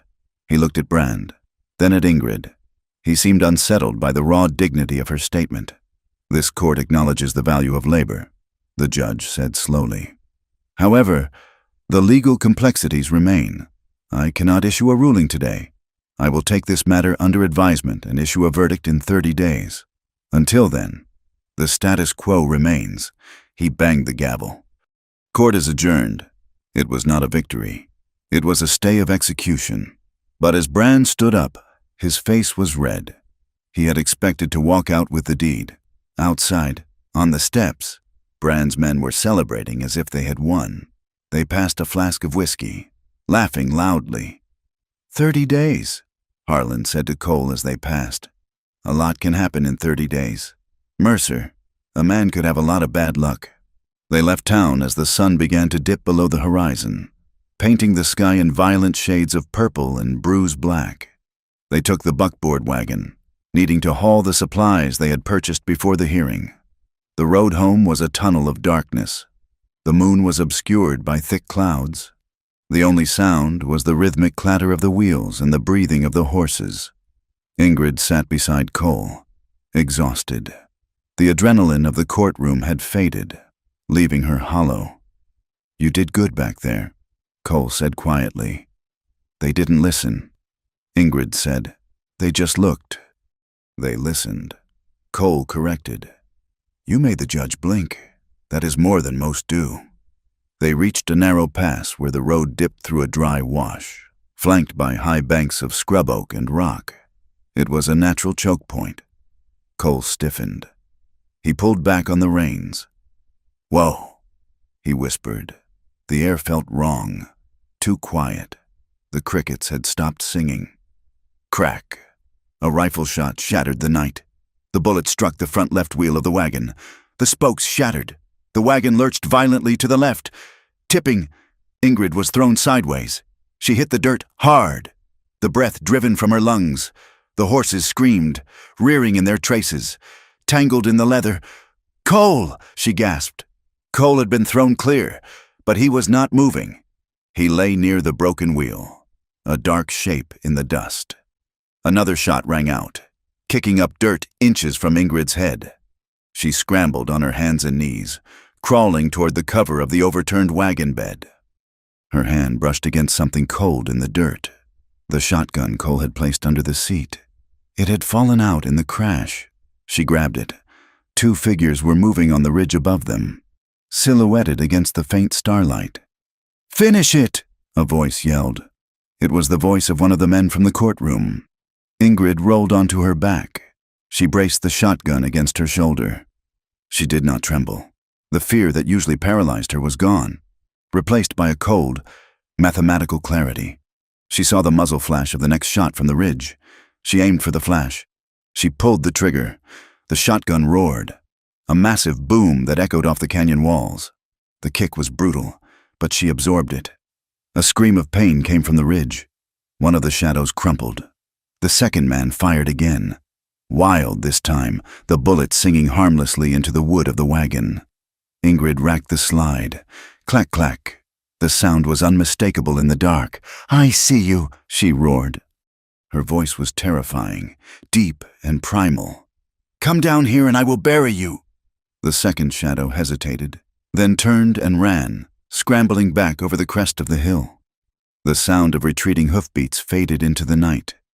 Ingrid did not lower the gun. She waited, listening, for a full minute. Only when silence returned did she crawl over to Cole. "Cole?" he groaned. He tried to sit up and winced. "My shoulder," he gritted out, "dislocated or broken." Ingrid helped him up. They were exposed on the road. "We have to move," she said, "into the ravine." She supported his weight. He was heavy, but to her, he felt manageable. She guided him down into the dry wash, away from the wagon, into the deep shadows of the cut bank. They sat in the dirt, huddled together. Ingrid kept the shotgun across her knees. "You shot him," Cole whispered. He sounded dazed. "I aimed for the flash," Ingrid said. Her hands, resting on the stock, were finally starting to shake. Not from weakness, but from the adrenaline crash. "I could have killed him," she said. "You might have," Cole said. "You saved us." "I didn't think," Ingrid said. "I just did it." They sat in silence for a long time. The night cooled. The heat of the day radiated up from the stones. Cole shifted, his breath hissing through his teeth. "Why did you never fight back before?" Cole asked softly. "In the stories you told me. You are a force of nature." Ingrid looked at the stars. "Because I was not there," she said. She had never told anyone this. Not Marion, not even herself, really. When I was in the shows, when they put me in those costumes and let men touch me. "I left," she said. Her voice was flat. "I learned a trick. I would close my eyes and imagine I was a stone or a tree, something that could not feel. I floated above my body. I let them touch the giant girl. But Ingrid was not there. If I fought, I had to be in my body. And if I was in my body, I had to feel the shame, so I just left." She turned to Cole in the dark. "Tonight, I could not leave, because you were on the ground. And I could not let you die? So I had to stay. I had to be big. Cole reached out with his good hand and found hers in the dark. He squeezed it. I have a ghost too, he said. He leaned his head back against the dirt bank. The man I killed. In Kansas, it wasn't just a robbery gone wrong. It was a man named Silas Brand's cousin. Ingrid froze. I didn't know it then. Cole said, I found out later. The man who works for Brand now, the one with the scar who laughed in court. That is Garrett, the dead man's brother. Ingrid felt a chill that had nothing to do with the night air. This isn't just about land, she whispered. No, Cole said. Brand wants the water. But he hired Garrett because Garrett wants me dead. And now you are in the middle of a blood feud. Ingrid looked at the shotgun in her lap. She hated that her love for this man was tied to this danger. She hated that violence was the currency they had to trade in. But looking at Cole, broken and bleeding in the dirt, she realized something else. He understands. She thought, he knows what it is to be defined by the worst thing that ever happened to you. We are not victims. Cole, she said firmly, not tonight. They walked back to town at dawn. It took 4 hours. Cole's shoulder was agony, his face gray with pain. Ingrid carried the shotgun and supported him every step of the way. When they reached the edge of town, Sheriff Harlan was waiting. He stood on the boardwalk in front of his office, flanked by 2 deputies. It was as if he knew they were coming. Cole Mercer, Harlan shouted. Cole straightened up, trying to hide his injury. What do you want? Harlan? I have a warrant, Harlan said, pulling a paper from his vest. Issued this morning by the territorial magistrate. For the murder of Archibald Brand. State of Kansas, 1878. That was war, Cole said. Or close enough to it. The law calls it murder, Harlan said. Arrest him. The deputies moved in. Ingrid raised the shotgun, but Cole put his hand on the barrel and pushed it down. No, Ingrid, he said. Not here, not like this. They grabbed Cole. He groaned as they wrenched his bad arm behind his back. They shackled him. Ingrid stood alone in the street. The townspeople were watching from windows and doorways. They saw the giant woman, covered in dust and blood, standing by as her man was dragged away. Go to Marion's, Cole shouted over his shoulder as they shoved him toward the jailhouse door. Do not go back to the claim. The door slammed shut. The sound echoed like a gunshot. Ingrid stood there. For a moment, the old urge to shrink, to hide, to apologize for taking up space, washed over her. She saw the faces of the town, some pitying, most turning away because they didn't want to catch the bad luck. But she did not shrink. She walked to the jailhouse window. She put her hand on the glass. I am not leaving, she said to the glass. To the town, to the indifferent sky. Marion Locke took her in. She drew a hot bath, gave Ingrid clean clothes that were too short but clean, and fed her soup. You cannot go near that jail, Marion said, pouring tea with a steady hand. Harlan will lock you up too if you give him a reason. I have to get him out, Ingrid said. You need leverage, Marion said. And right now, you have none. That evening, a note arrived. It was from Brand. Dinner. The Grand Hotel. 8 o'clock. We can discuss Mr.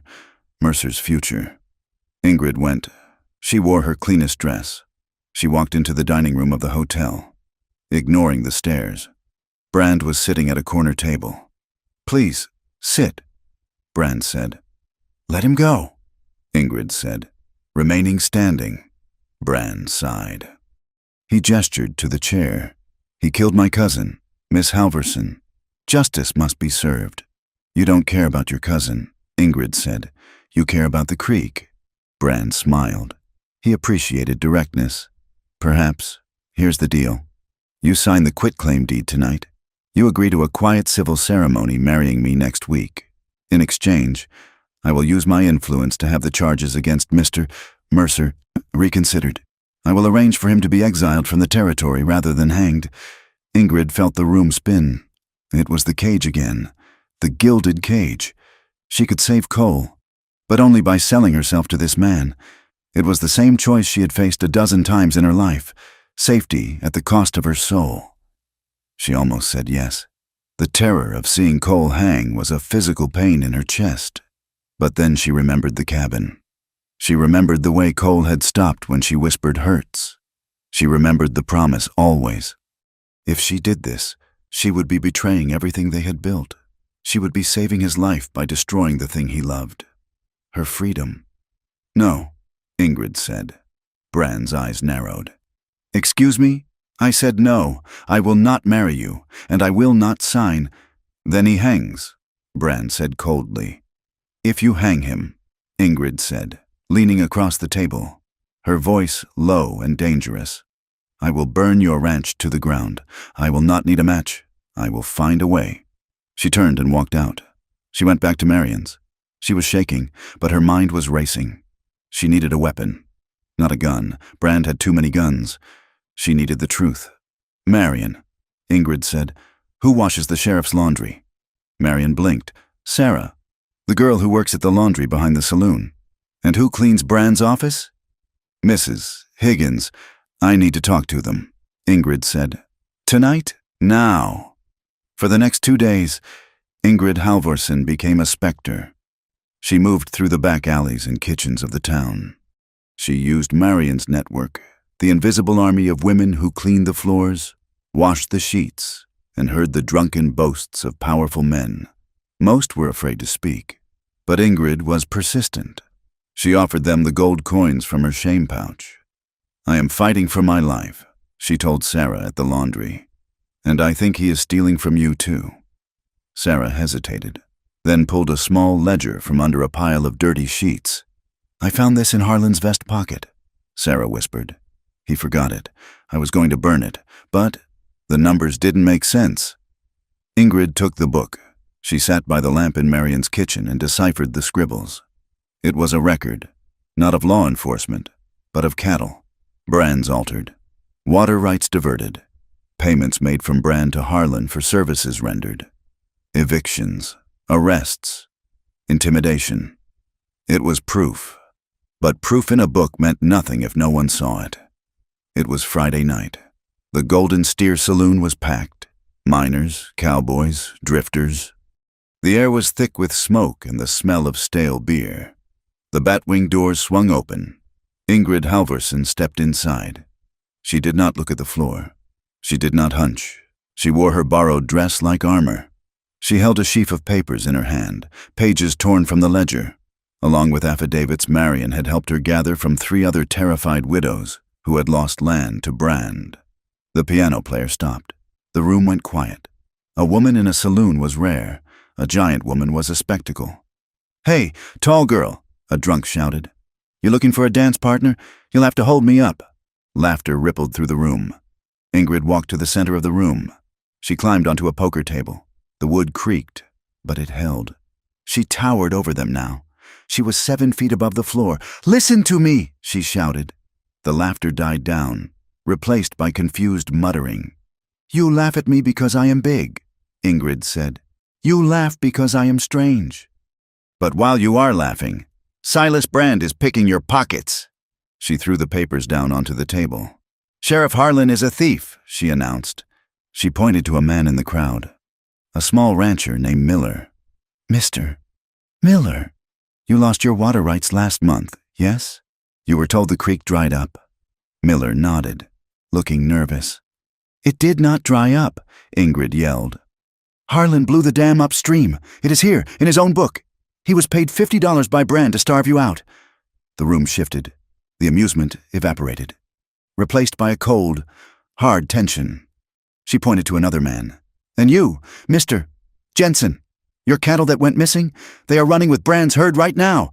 Harlan signed the bill of sale himself. Brand's men, who were drinking at the bar, pushed forward. Shut her up, one yelled. He reached for her ankle to pull her down. Ingrid kicked him. It was a mule kick, hard and precise. The man flew back into the bar. Read the papers, Ingrid screamed. If you are men, read them. She jumped down and pushed her way through the crowd. The seeds were sown. Men were picking up the papers, squinting at the numbers. The mood was turning from mockery to fury. She ran back to the boarding house where she had rented a room for the night. needing to be closer to the jail than Marion's house. She bolted the door. She was panting. She had done it. She had lit the fuse. But the explosion came for her first. The window shattered. A man climbed through, masked, carrying a knife. It was an assassin, sent to silence the leak. Ingrid didn't scream. She grabbed the porcelain water pitcher from the washstand. The man lunged. Ingrid swung the pitcher. It smashed against his head, shattering into jagged shards. He staggered but slashed out, the knife catching her forearm. Pain flared, hot and sharp. Blood sprayed onto her dress. Ingrid roared. She grabbed the chair she'd been sitting on, a heavy oak piece. She lifted it as if it were made of balsa wood. She drove the legs of the chair into the man's chest, pinning him against the wall. She heard ribs crack. He dropped the knife. She dropped the chair and grabbed him by the throat. She squeezed. She saw the fear in his eyes, the realization that he was not fighting a victim, but a titan. "Tell Brand," she hissed, her face inches from his. "Tell him he missed." She threw him toward the window. He scrambled out, falling into the alleyway, running for his life. Ingrid stood in the center of the room, clutching her bleeding arm. The room was destroyed. She was bleeding. She was terrified, but she was alive. She grabbed a towel, wrapped her arm tight, and ran out the door. She headed for Marion's. As she ran through the dark streets, she realized the truth of the West. It wasn't about law. It wasn't about fairness. It was about living long enough to make them hear you. She reached Marion's porch and collapsed against the door, hammering with her good hand. "Justice," she thought as the door opened and light spilled out, "is just survival with a voice." And she was done being quiet. The cell in the basement of the sheriff's office was a box of damp stone and iron that smelled of wet straw and despair. Cole Mercer sat on the edge of the narrow cot, his hands hanging loosely between his knees. His shoulder, dislocated in the crash and popped back into place with brutal efficiency by the jailer, throbbed with a dull, sickening rhythm that matched his heartbeat. He had been there for 2 days. He had not slept. Every time he closed his eyes, he saw Ingrid standing in the street, blood on her arm, shouting at the glass. He saw the way the town looked at her, like a curiosity, a monster, a target. He knew Silas Brand. He knew the way the man's mind worked. Brand did not just want land, he wanted dominance. He would squeeze Ingrid until she broke. He would offer her Cole's life in exchange for her freedom. And the thought that Ingrid might take that deal, that she might sell herself to save a man like him, was a torture worse than any hanging. Cole stared at the sliver of light coming through the high, barred window. He would not beg. If Harlan came in here with a confession for him to sign, he would spit in the man's face. He had lived his life running from the sins of his past, but he would not die on his knees. He would hold on to his dignity, because it was the only thing he had left to offer Ingrid. If he died, he wanted her to remember him standing. Ingrid did not have time for despair.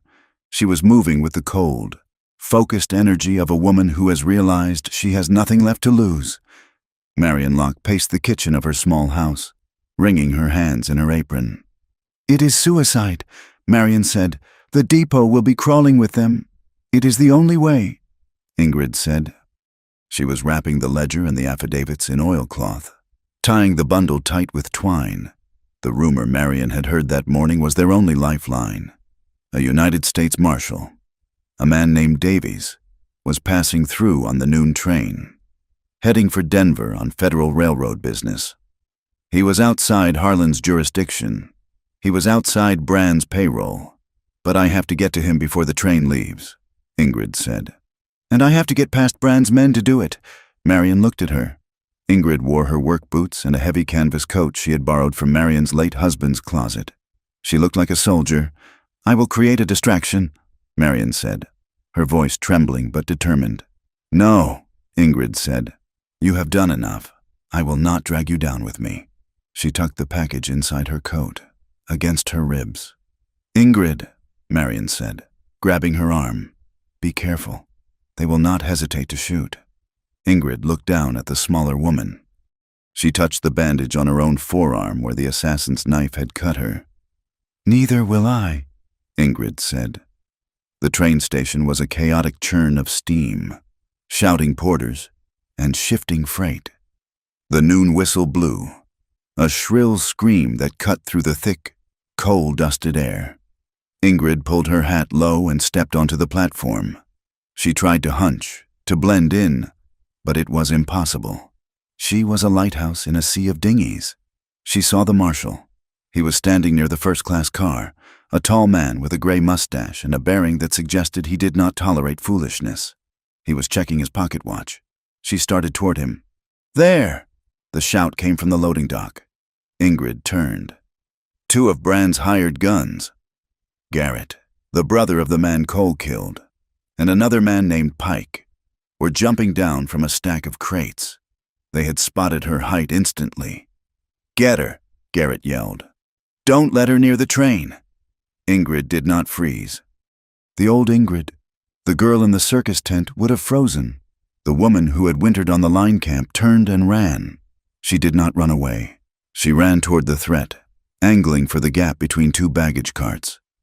Pike stepped in her way, drawing a pistol. He grinned, expecting her to stop. Ingrid did not break stride. She was 6 feet 4 inches of momentum. She dropped her shoulder and slammed into him. It was like a locomotive hitting a deer. Pike flew backward, the air leaving his lungs in a wet whoosh. He crashed into a stack of luggage, his gun skittering across the planks. Ingrid kept moving. Her size, the thing she had cursed for 20 years, was suddenly her greatest weapon. She did not have to go around the obstacles, she could go through them. Garrett was chasing her, shoving people aside. "Stop!" Garrett screamed. "Stop or I drop you!" Ingrid ducked behind a high pile of wool bales just as a bullet splintered the wood near her ear. The crowd on the platform screamed and scattered. Panic erupted. Ingrid used the chaos. She wove through the screaming passengers, her long legs eating up the distance. She saw the marshal turn, his hand going to the gun at his hip, alerted by the gunfire. Ingrid vaulted over a crate of chickens, landing heavy but solid. She was 10 yards away. Garrett rounded the corner, leveling his revolver. Ingrid grabbed a heavy iron pry bar leaning against a support post. She didn't have time to aim. She hurled it. The iron bar spun through the air and struck Garrett in the shin. He howled, stumbling and firing his shot into the station roof. Ingrid reached the marshal. She slammed into him, breathless, wild-eyed. "Marshal Davies!" she gasped. The marshal had his gun drawn, pointed at her chest. "Back off!" he barked. Ingrid reached into her coat. The marshal's finger tightened on the trigger. She pulled out the oilcloth bundle and shoved it against his chest. "Take it!" she yelled. "Read it!" "It is the proof." "Proof of what?" the marshal demanded, looking from her to the man writhing on the ground. "Corruption!" Ingrid shouted over the noise of the hissing steam. "Theft! Murder! Sheriff Harlan and Silas Brand. It is all there. The cattle brands. The water rights." Garrett was trying to stand up, reloading his pistol. "Marshal!" Garrett yelled. "That woman is a fugitive. She is dangerous." The marshal looked at Garrett, then at the frantic woman towering over him. He felt the weight of the ledger in his hand. He looked into Ingrid's eyes. He saw terror there, yes, but he also saw a ferocious, undeniable truth. He lowered his gun. "Stand down!" the marshal bellowed at Garrett, his voice booming with authority. "I am a federal officer. Drop that weapon or I will put you down." Garrett hesitated. He looked at the star on the marshal's chest. He looked at the crowd watching. He spat on the ground, holstered his gun, and limped away into the smoke. The marshal looked at Ingrid. He opened the oilcloth. He flipped through the pages, seeing the columns of altered numbers, the signatures. "This is serious." "Miss," the marshal said, his face hardening, "if this is authentic, half the lawmen in this county are going to prison." "It is real," Ingrid said, her chest heaving. The marshal looked at her. "You understand what you have done. You have started a war. They will come for you. It will turn violent." Ingrid straightened her coat. She wiped a smudge of soot from her cheek. She looked at the blood on the platform where Pike had fallen. "Mr. Marshal," she said, her voice dropping to a register of absolute calm. My life has been violent since the day I was born. People have pushed me, poked me, and hunted me. I am done being quiet. I am done hiding. Let them come." Silas Brand did not wait for the law. When words reached him that the ledger was in federal hands, he knew the legal game was over. He switched tactics instantly. If he could not own the land by paper, he would scorch it so that no one could have it. He sent riders. Ingrid saw the dust cloud from the edge of town. She knew where they were going. She did not go to the sheriff. She went to the livery stable. She saddled her horse with fast, efficient movements. Marion Locke appeared at the stable door. Behind her were 3 men, Miller, Jensen, and a young homesteader named Aris, whose barn had been burned the month before. They carried Winchester rifles and grim expressions. "You are not going alone," Marion said. "We're tired of being picked off one by one," Miller said, checking the action on his rifle. "If they take the Rourke claim today, they take mine tomorrow." Ingrid looked at them. For months, she had been the outcast.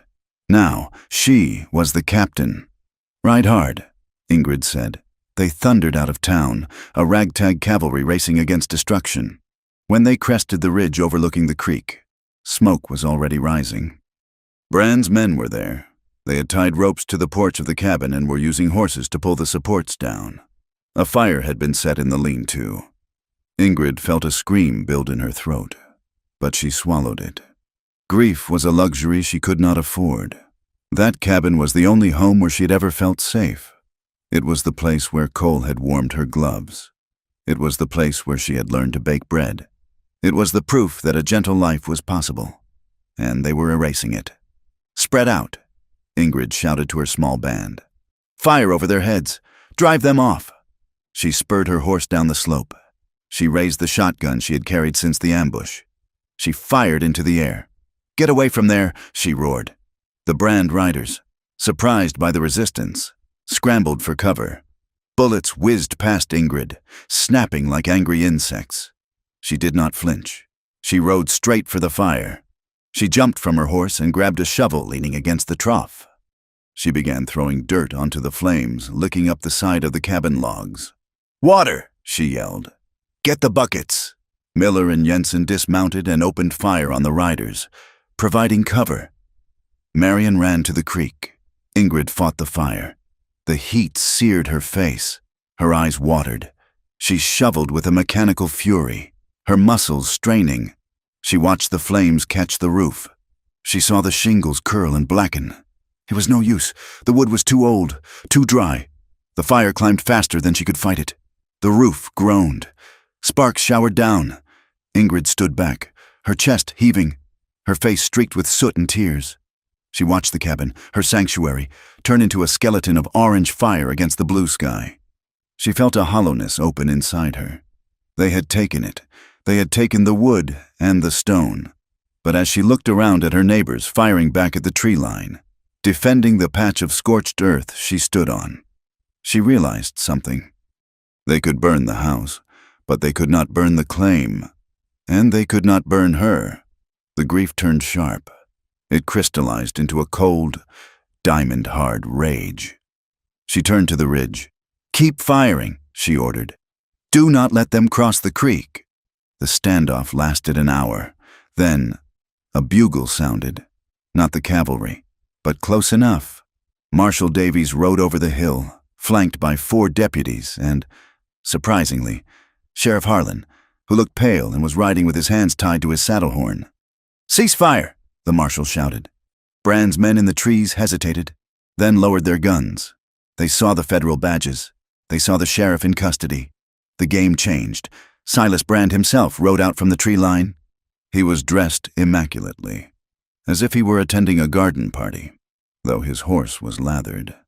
"Marshal," Brand called out, his voice smooth but tight. "You are interfering in a private dispute. These squatters are trespassing."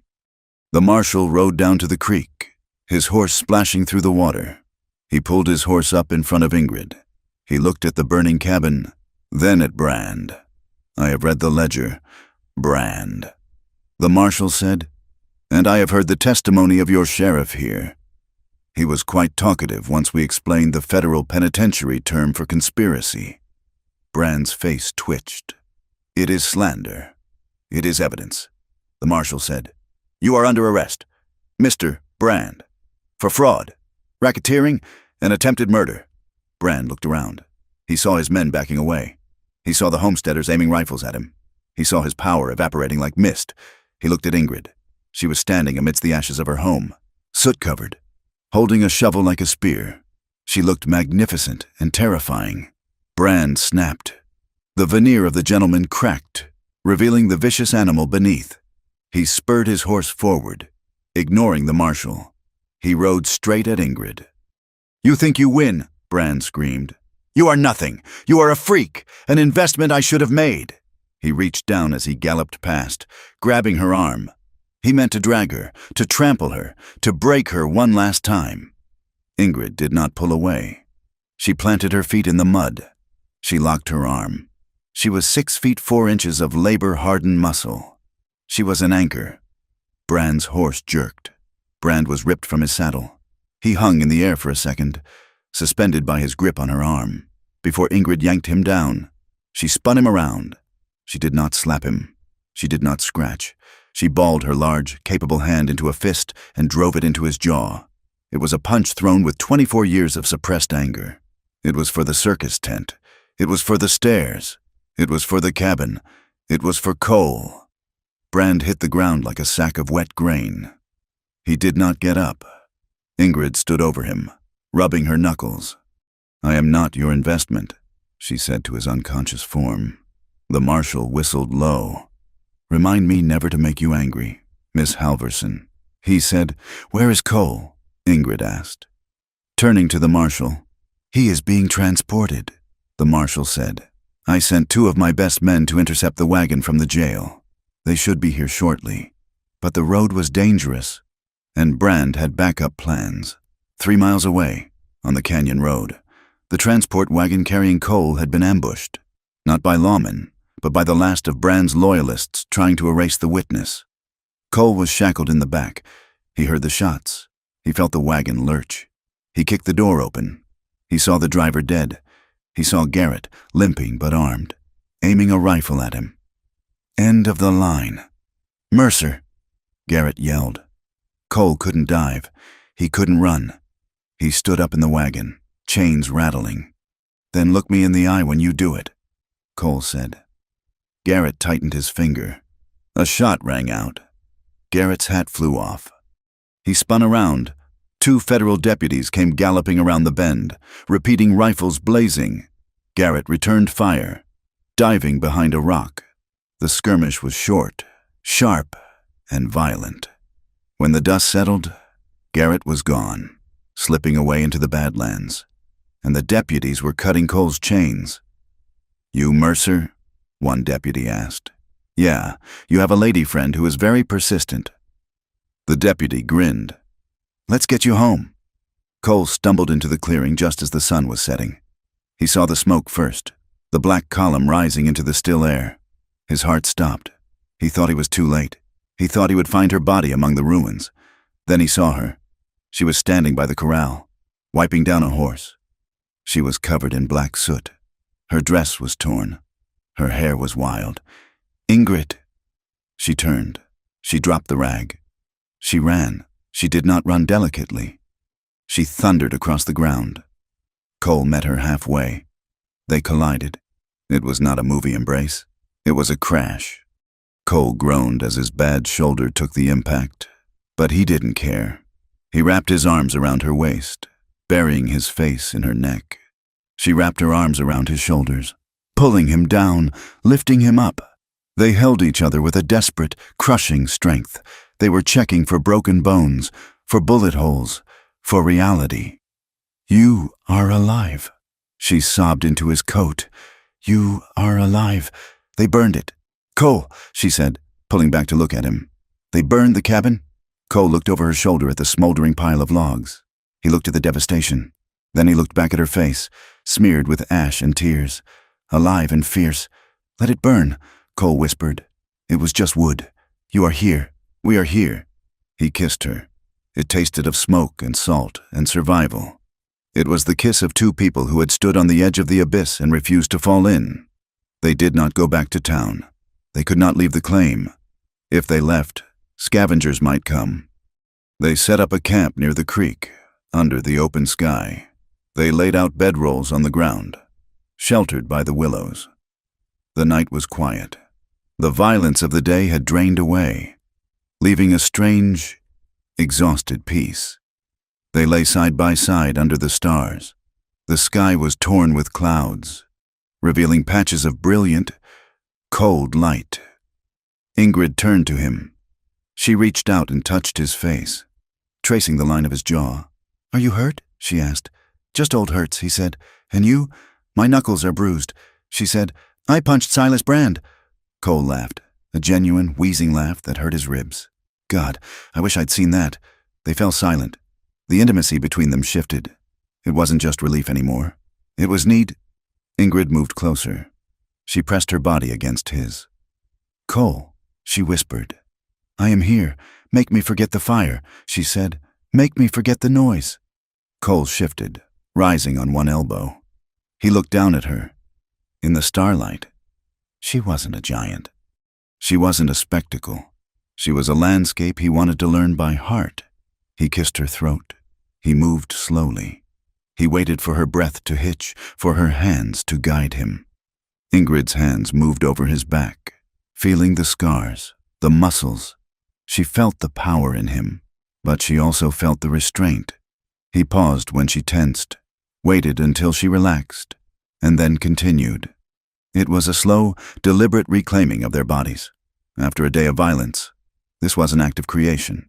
It was soft where the world was hard. It was quiet where the world was loud. Later, as they lay tangled together under the blankets, the creek bubbling nearby, Ingrid rested her head on his chest. "I'm afraid," she admitted into the dark. "Of what?" Cole asked, stroking her hair. "That loving you makes me weak," she said. "Before, when I was alone, I had nothing to lose. I could be hard. Today when I thought you were dead, I wanted to die too. That is a weakness." Cole was silent for a moment. He watched a shooting star burn out overhead. "I used to think that too," he said. "I thought being alone made me strong. I thought if I didn't care about anything, nothing could hurt me." He tightened his arm around her. "But I wasn't strong. Ingrid, I was just empty. And it is easy to be empty. It is hard to be full." He kissed the top of her head. "Love doesn't make you weak. It's the only thing that ever made me try to be better. It's the reason I didn't kill Harlan today. It's the reason you fought Brand. It gives us something to defend." Ingrid closed her eyes. She felt the warmth of him. She felt the solid ground beneath her. She realized he was right. She wasn't weaker. She was just heavier, anchored to the earth by something that mattered. The next few days were a revelation. The town, once united in its mockery, fractured. Many still whispered. They called Ingrid a troublemaker, a witch who had bewitched the cowboy and brought the federal government down on their heads. They crossed the street when she walked by, but others changed. Mr. Miller rode out with a wagon of lumber. "It isn't much," Miller said, kicking the wood off the back. "But it's seasoned pine, good for framing. Mrs. Jensen brought a basket of eggs and a quilt. Marion Locke brought nails and tools. They didn't say much. They didn't apologize for the past. But the gifts were an acknowledgement. You stood up. You fought for us. We see you." It was a small glimmer of hope.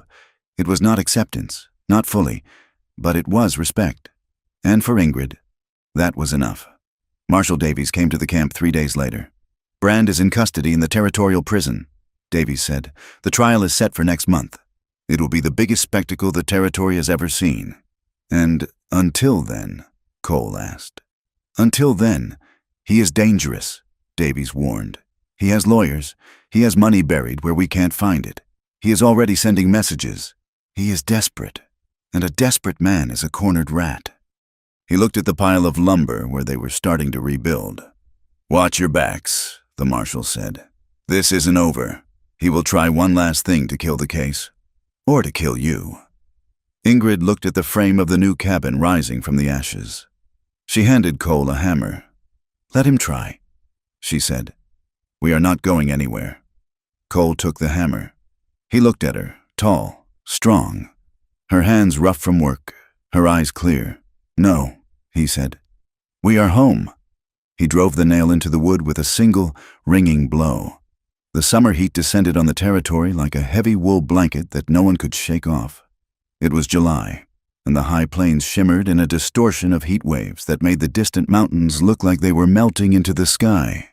The creek ran low and sluggish, the mud cracking into geometric patterns along the banks. The air was thick with the sound of cicadas, a relentless, sawing drone that grated on the nerves. Tension lay over the county seat, heavier than the heat. It was in the way men looked at each other on the boardwalk, hands hovering near waistbands. It was in the way women hurried their children indoors when a rider passed. Everyone knew that the reckoning was coming. The law, which had been a fluid, purchasable thing for so long, had finally hardened into something sharp. And Silas Brand was not a man to let go of the reins without breaking the horse's jaw. The courthouse was packed an hour before the gavel fell. The room smelled of unwashed bodies, stale tobacco, and anxiety. On the left side of the aisle sat Brand's allies, cattlemen with silver spurs and hired guns, who looked bored and dangerous. On the right sat the homesteaders, the small-time ranchers, and the women. The women watched with a particular intensity. They sat with their hands folded in their laps, their faces stony, waiting to see if a woman could stand up in this room and speak without being destroyed. Ingrid Halvorsen sat at the defense table. She wore a simple gray dress that Marion Locke had helped her sew. It fit her shoulders. She did not hunch. She sat with her spine straight, her hands resting on the table, still and composed. Cole Mercer sat beside her, his face a mask of granite, his eyes scanning the room, marking the exits, marking the threats. Judge Stone banged his gavel, and the sound was like a gunshot in the stifling room. Mr. Galt, Brand's lawyer, began with the theatrics of a revival preacher. He paced the floor, mopping sweat from his forehead with a silk handkerchief. He painted a picture of chaos. He described the burning of the cabin not as a crime by Brand, but as the inevitable result of vagrancy and disorder. He called Ingrid a disruption to the peace, a woman whose very presence incited unrest. When it was Ingrid's turn to take the stand, the silence in the room was absolute. She walked to the chair. It creaked under her weight. She sat, her knees pressing against the wooden rail. "Miss Halvorsen," Galt said, approaching her with a sneer he didn't bother to hide. "Let us be plain. You are not a wife. You are not a widow. You are a woman living in the wilderness with a man to whom you are not wed. In the eyes of this community, what does that make you?" "It makes me a survivor," Ingrid said. Her voice was low, rolling through the room like thunder in a canyon. Galt chuckled. "A survivor, or perhaps something else. You are a woman of unusual physical attributes.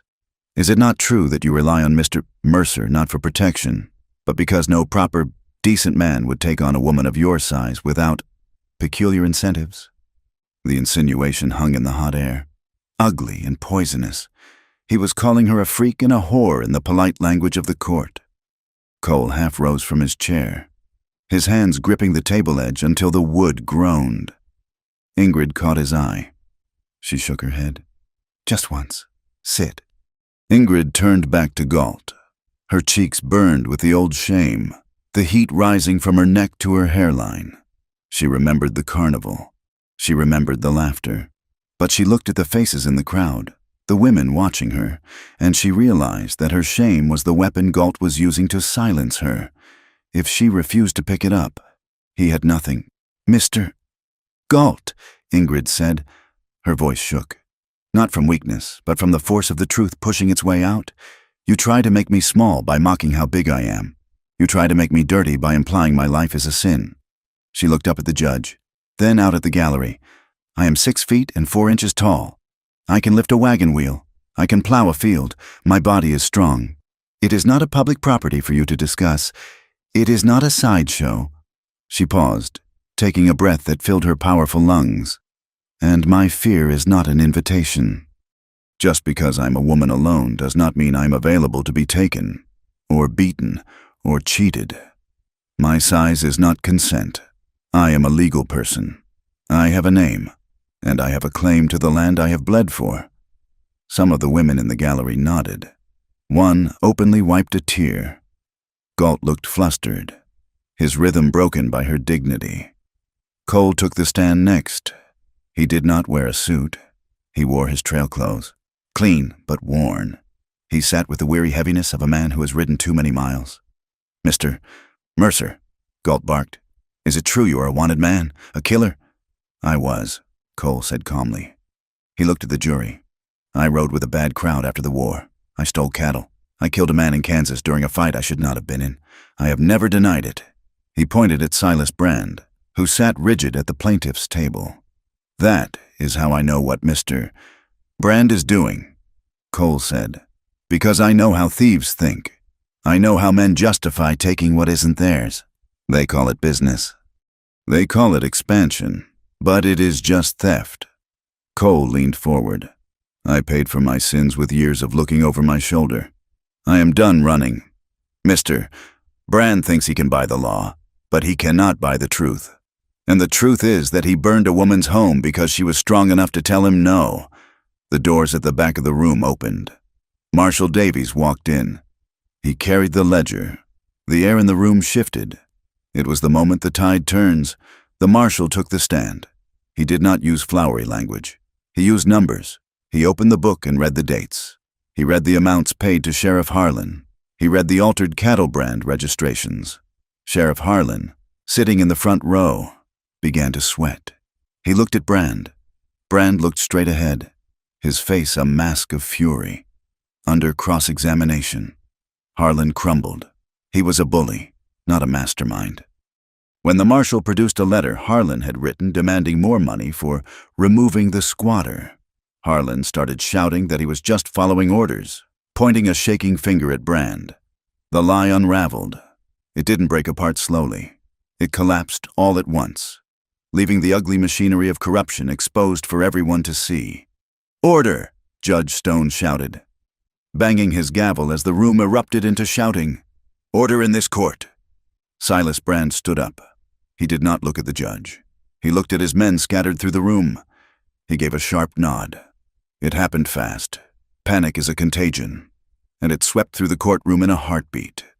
Brand's men drew their coats back, revealing pistols. The marshal's deputies drew their weapons. "Clear the room," Davies shouted. Brand moved. He didn't go for a gun. He went for the side exit, a door that led to the alley where horses were waiting. "Stop him!" Cole yelled. The courtroom exploded into chaos. People screamed and shoved toward the main doors. Dust rose from the floorboards, choking the air. Ingrid was caught in the crush. A woman, Mrs. Jensen, fell in front of her. A man in a heavy coat stepped on the woman's skirt, trying to climb over her. Ingrid grabbed the man by the collar and hurled him back. She reached down and hauled Mrs. Jensen to her feet. "Move!" Ingrid commanded. "Go to the wall!" She looked for Marion. She saw the midwife pressed against the jury box. Terrified, Ingrid waded through the stream of bodies. Using her elbows, using her strength, she reached Marion and shielded her with her own body, pressing her into the corner. "Stay down!" Ingrid yelled over the noise. Outside, a gunshot cracked. Then another. Cole had vaulted the railing. He ran for the side door, chasing Brand. He burst out into the blinding sunlight of the alley. Brand was there, trying to mount a nervous horse. But between Cole and Brand stood a man, Garrett, the brother of the man Cole had killed in Kansas, the man who had hunted them for months. He had slipped back into town, a ghost waiting for his moment. Garrett stood in the dust, his gun drawn but held low. He looked gaunt, his eyes burning with a feverish hate. "Mercer," Garrett hissed. Brand kicked his horse and galloped away down the alley, heading for the open plains. Cole didn't look at Brand. He looked at Garrett. "Get out of the way." "Garrett," Cole said. "It is over. It ain't over till one of us is dead," Garrett said. "You killed my blood. It was a war." Cole said, "We were all wrong. I am sorry for your brother. Truly. But I am not going to let you kill me for it. And I am not going to kill you if I don't have to." Cole holstered his gun. He held his hands out, palms open. "Walk away," Cole said. "Don't die for a man like Brand. He left you here. He ran." Garrett blinked. He looked at Brand's dust settling in the distance. He looked at Cole's empty hands. For a second, the cycle of violence seemed to pause. Then Garrett's face twisted. The hate was too deep. It was all he had. "No!" Garrett screamed. He raised his gun. Cole moved. It was instinct, honed by years of survival. He didn't want to do it. He hated that he had to do it. He drew. The two shots sounded almost as one. Bang, bang! A puff of dust erupted from Cole's jacket sleeve. Garrett jerked backward. He dropped his gun. He fell into the dirt, clutching his chest. Cole stood there, his smoking gun in his hand. He didn't feel triumph. He felt a sick, heavy weight in his stomach. It was ugly. It was fast. It was final. He walked over to Garrett. The man was looking up at the sky, his eyes glazing over. "Damn it," Cole whispered. Marshal Davies and his deputies came running into the alley. They saw the body. They saw Cole. "Go!" Davies shouted, pointing to a horse tied to the hitching rail. "Brand is heading for the canyon road. Go!" Cole mounted the horse. He winced. Garrett's bullet had grazed his arm. But he turned the horse and spurred it into a gallop. The chase did not last long. Brand was a businessman, not a rider. He pushed his horse too hard in the heat. 2 miles out of town, the horse stumbled and threw him. When Cole arrived, Brand was limping across the scrub, holding a Derringer pistol. Cole rode him down. He didn't shoot. He rode past and kicked the pistol from Brand's hand. Brand fell in the sagebrush. He looked up, expecting death. He saw Cole Mercer looking down at him with cold contempt. "Get up," Cole said. Brand scrambled back. "You can't kill me. I'm a wealthy man. I'm not going to kill you," Cole said. "That would be too easy." He leaned down and grabbed Brand by the collar. He dragged him back toward the road where the marshal's posse was approaching. "You are going to prison. Silas, you are going to wear chains. You are going to break rocks. And every day, you are going to remember that you lost everything to a cowboy and a mail-order bride." The arrest of Silas Brand broke the spell that had held the county in fear for a decade. When the marshal marched him down the main street in irons, the town watched in silence. They saw the man who had owned the judges and the water rights reduced to a dusty, disheveled prisoner. They saw Sheriff Harlan being stripped of his badge, weeping like a child. It was a shock. It showed them how small tyrants really are when the fear is taken away. Ingrid stood on the steps of the courthouse. Her dress was torn, her hair coming loose. She watched the procession. Marshal Davies stopped in front of her. "The claim is yours." "Miss Halverson," he said, "Judge Stone has signed the order. The Rourke land belongs to you, legal and clear." "Thank you," Ingrid said. She looked for Cole. He was standing by the livery stable, holding his arm. She walked to him. She didn't run this time. She walked with the steady, ground-eating stride of a woman who owns the earth beneath her feet. She reached him. She touched the blood on his sleeve. "Is it bad?" she asked. "Just a scratch," Cole said. "And Garrett." Cole looked away. The shadow was back in his eyes. "He gave me no choice," Cole said softly. "I know," Ingrid said. She took his hand. "But it is done. The debt is paid. Victory in the West was never clean. There were no parades. There was only the work that waited." They rode back to the claim the next day. The ashes of the cabin were cold now, a black scar on the green grass near the creek. The corral was splintered. The silence was heavy. They stood amidst the ruin. It was daunting. They had nothing but the land in their hands, but as they stood there, a wagon rattled over the hill. Then another. It was Marion Locke and Mr. Miller and the Jensens. They brought tools. They brought a tent. They brought food. "We figured you folks might need a hand raising a roof," Miller said, looking at his boots, embarrassed by his own kindness. Ingrid looked at them. She felt a lump in her throat that was harder to swallow than any insult. "Thank you," she whispered. They worked. The summer heat did not break, but the work made it bearable. They cleared the char. They cut new logs. They built a temporary shelter. The scars remained. Ingrid still woke up at night listening for hoofbeats. Cole still sat with his back to the wall, checking his gun. The town still murmured. Prejudice did not vanish just because the law had spoken. There were still people who crossed the street to avoid the giantess and her gunmen. But the landscape felt different. It was harsh. Yes, it was indifferent. But it was no longer an enemy. It was just a place. And it was their place. August brought a cooling wind from the north. The frame of the new cabin was up, larger this time, with higher doorways. One evening, as the sun was setting in a blaze of orange and violet, Ingrid and Cole walked down to the creek. The water was clear again, bubbling over the stones. Ingrid stopped. She turned to Cole. Cole stopped and looked at her. He looked tired, but his eyes were clear. "We have a roof," Ingrid said. "We have the papers." "Yes," Cole said. "But we do not have a name for what we are," Ingrid said. Cole watched her. "What do you want us to be?" "Ingrid." Ingrid took a breath. She reached out and took his hands. His palms were rough, calloused, familiar. "I do not need a husband to protect me," she said. "I proved that, and I do not need a man to give me a name. I have my own." She looked him in the eye. "But I want a witness. Cole, I want someone to see me. And I want to see you. I want to wake up every morning and know that you are there, not because you have to be, but because you chose to be."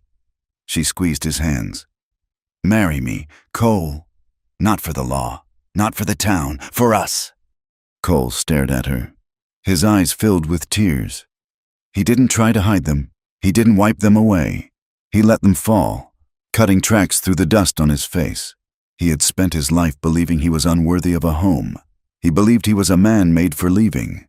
And here was this woman, this magnificent, towering, terrifying woman, planting him in the earth like a tree. "I have nothing to give you," Cole whispered. "Just a saddle and a bad past. You gave me my pride?" Ingrid said. "That is enough." "Then yes," Cole said. His voice cracked. "Yes, I choose you." They were married a week later by the circuit preacher.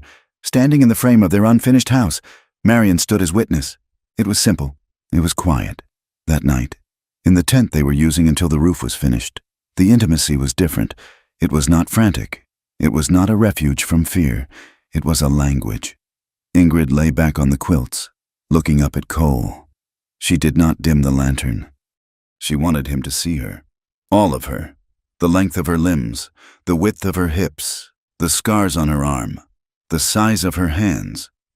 She learned that she could ask, "Touch me here," she whispered. And Cole learned that tenderness did not make him weak. He touched her with a reverence that was almost holy. He learned to listen to the small changes in her breath. He learned that when she stiffened, it wasn't rejection, it was an old ghost passing through, and if he paused, if he waited, the ghost would leave and she would return. They healed each other, not by fixing the broken parts, but by loving the cracks. September came. The aspens in the high country turned to gold, shivering in the wind. News came from the capital. Silas Brand had been convicted. He was sentenced to 20 years in the federal penitentiary. The power of the cattle barons was waning, chipped away by fences and laws and people who refused to move. But the West was still the West. It was unforgiving. Winters would still be brutal. Wolves would still come. There would be droughts and blizzards and hard years. Ingrid and Cole stood on the porch of their finished cabin. The smell of pine resin and wood smoke was in the air. Ingrid watched the sun dip below the horizon. The shadow of the mountains stretched out to touch them. She felt Cole's hand slide into hers. He didn't grip her hard. He just held on. She looked at their hands, his, scarred and brown, hers, large and capable. They were small against the vastness of the plains. They were insignificant against the timeline of the rocks. But they were there. "Ready for winter?" Cole asked softly. Ingrid looked at the stack of firewood. She looked at the smoke curling from their chimney. She looked at the man beside her. "Let it come," she said. She squeezed his hand. "We are ready." They stood there as the light failed, two silhouettes against the darkening sky, choosing each other. again and again, in the face of the encroaching night. Thank you for listening to First Kiss Hurts. It has been a journey through the dust, the fear, and the hard-won redemption of Ingrid and Cole. I hope their story of finding dignity and love in a harsh world resonated with you. I would love to know where you are listening from today. Are you in the city, the country, or somewhere across the ocean? Please leave a comment below and tell me your location. If you enjoyed this story, please subscribe to From Wild West for more tales of the frontier, where love is as tough as the land itself. And finally, I invite you to share your thoughts in English. What did you think of Ingrid's choice? Did the ending feel earned to you? I read every comment and cherish your insights. Until the next time, keep your fires lit and your powder dry.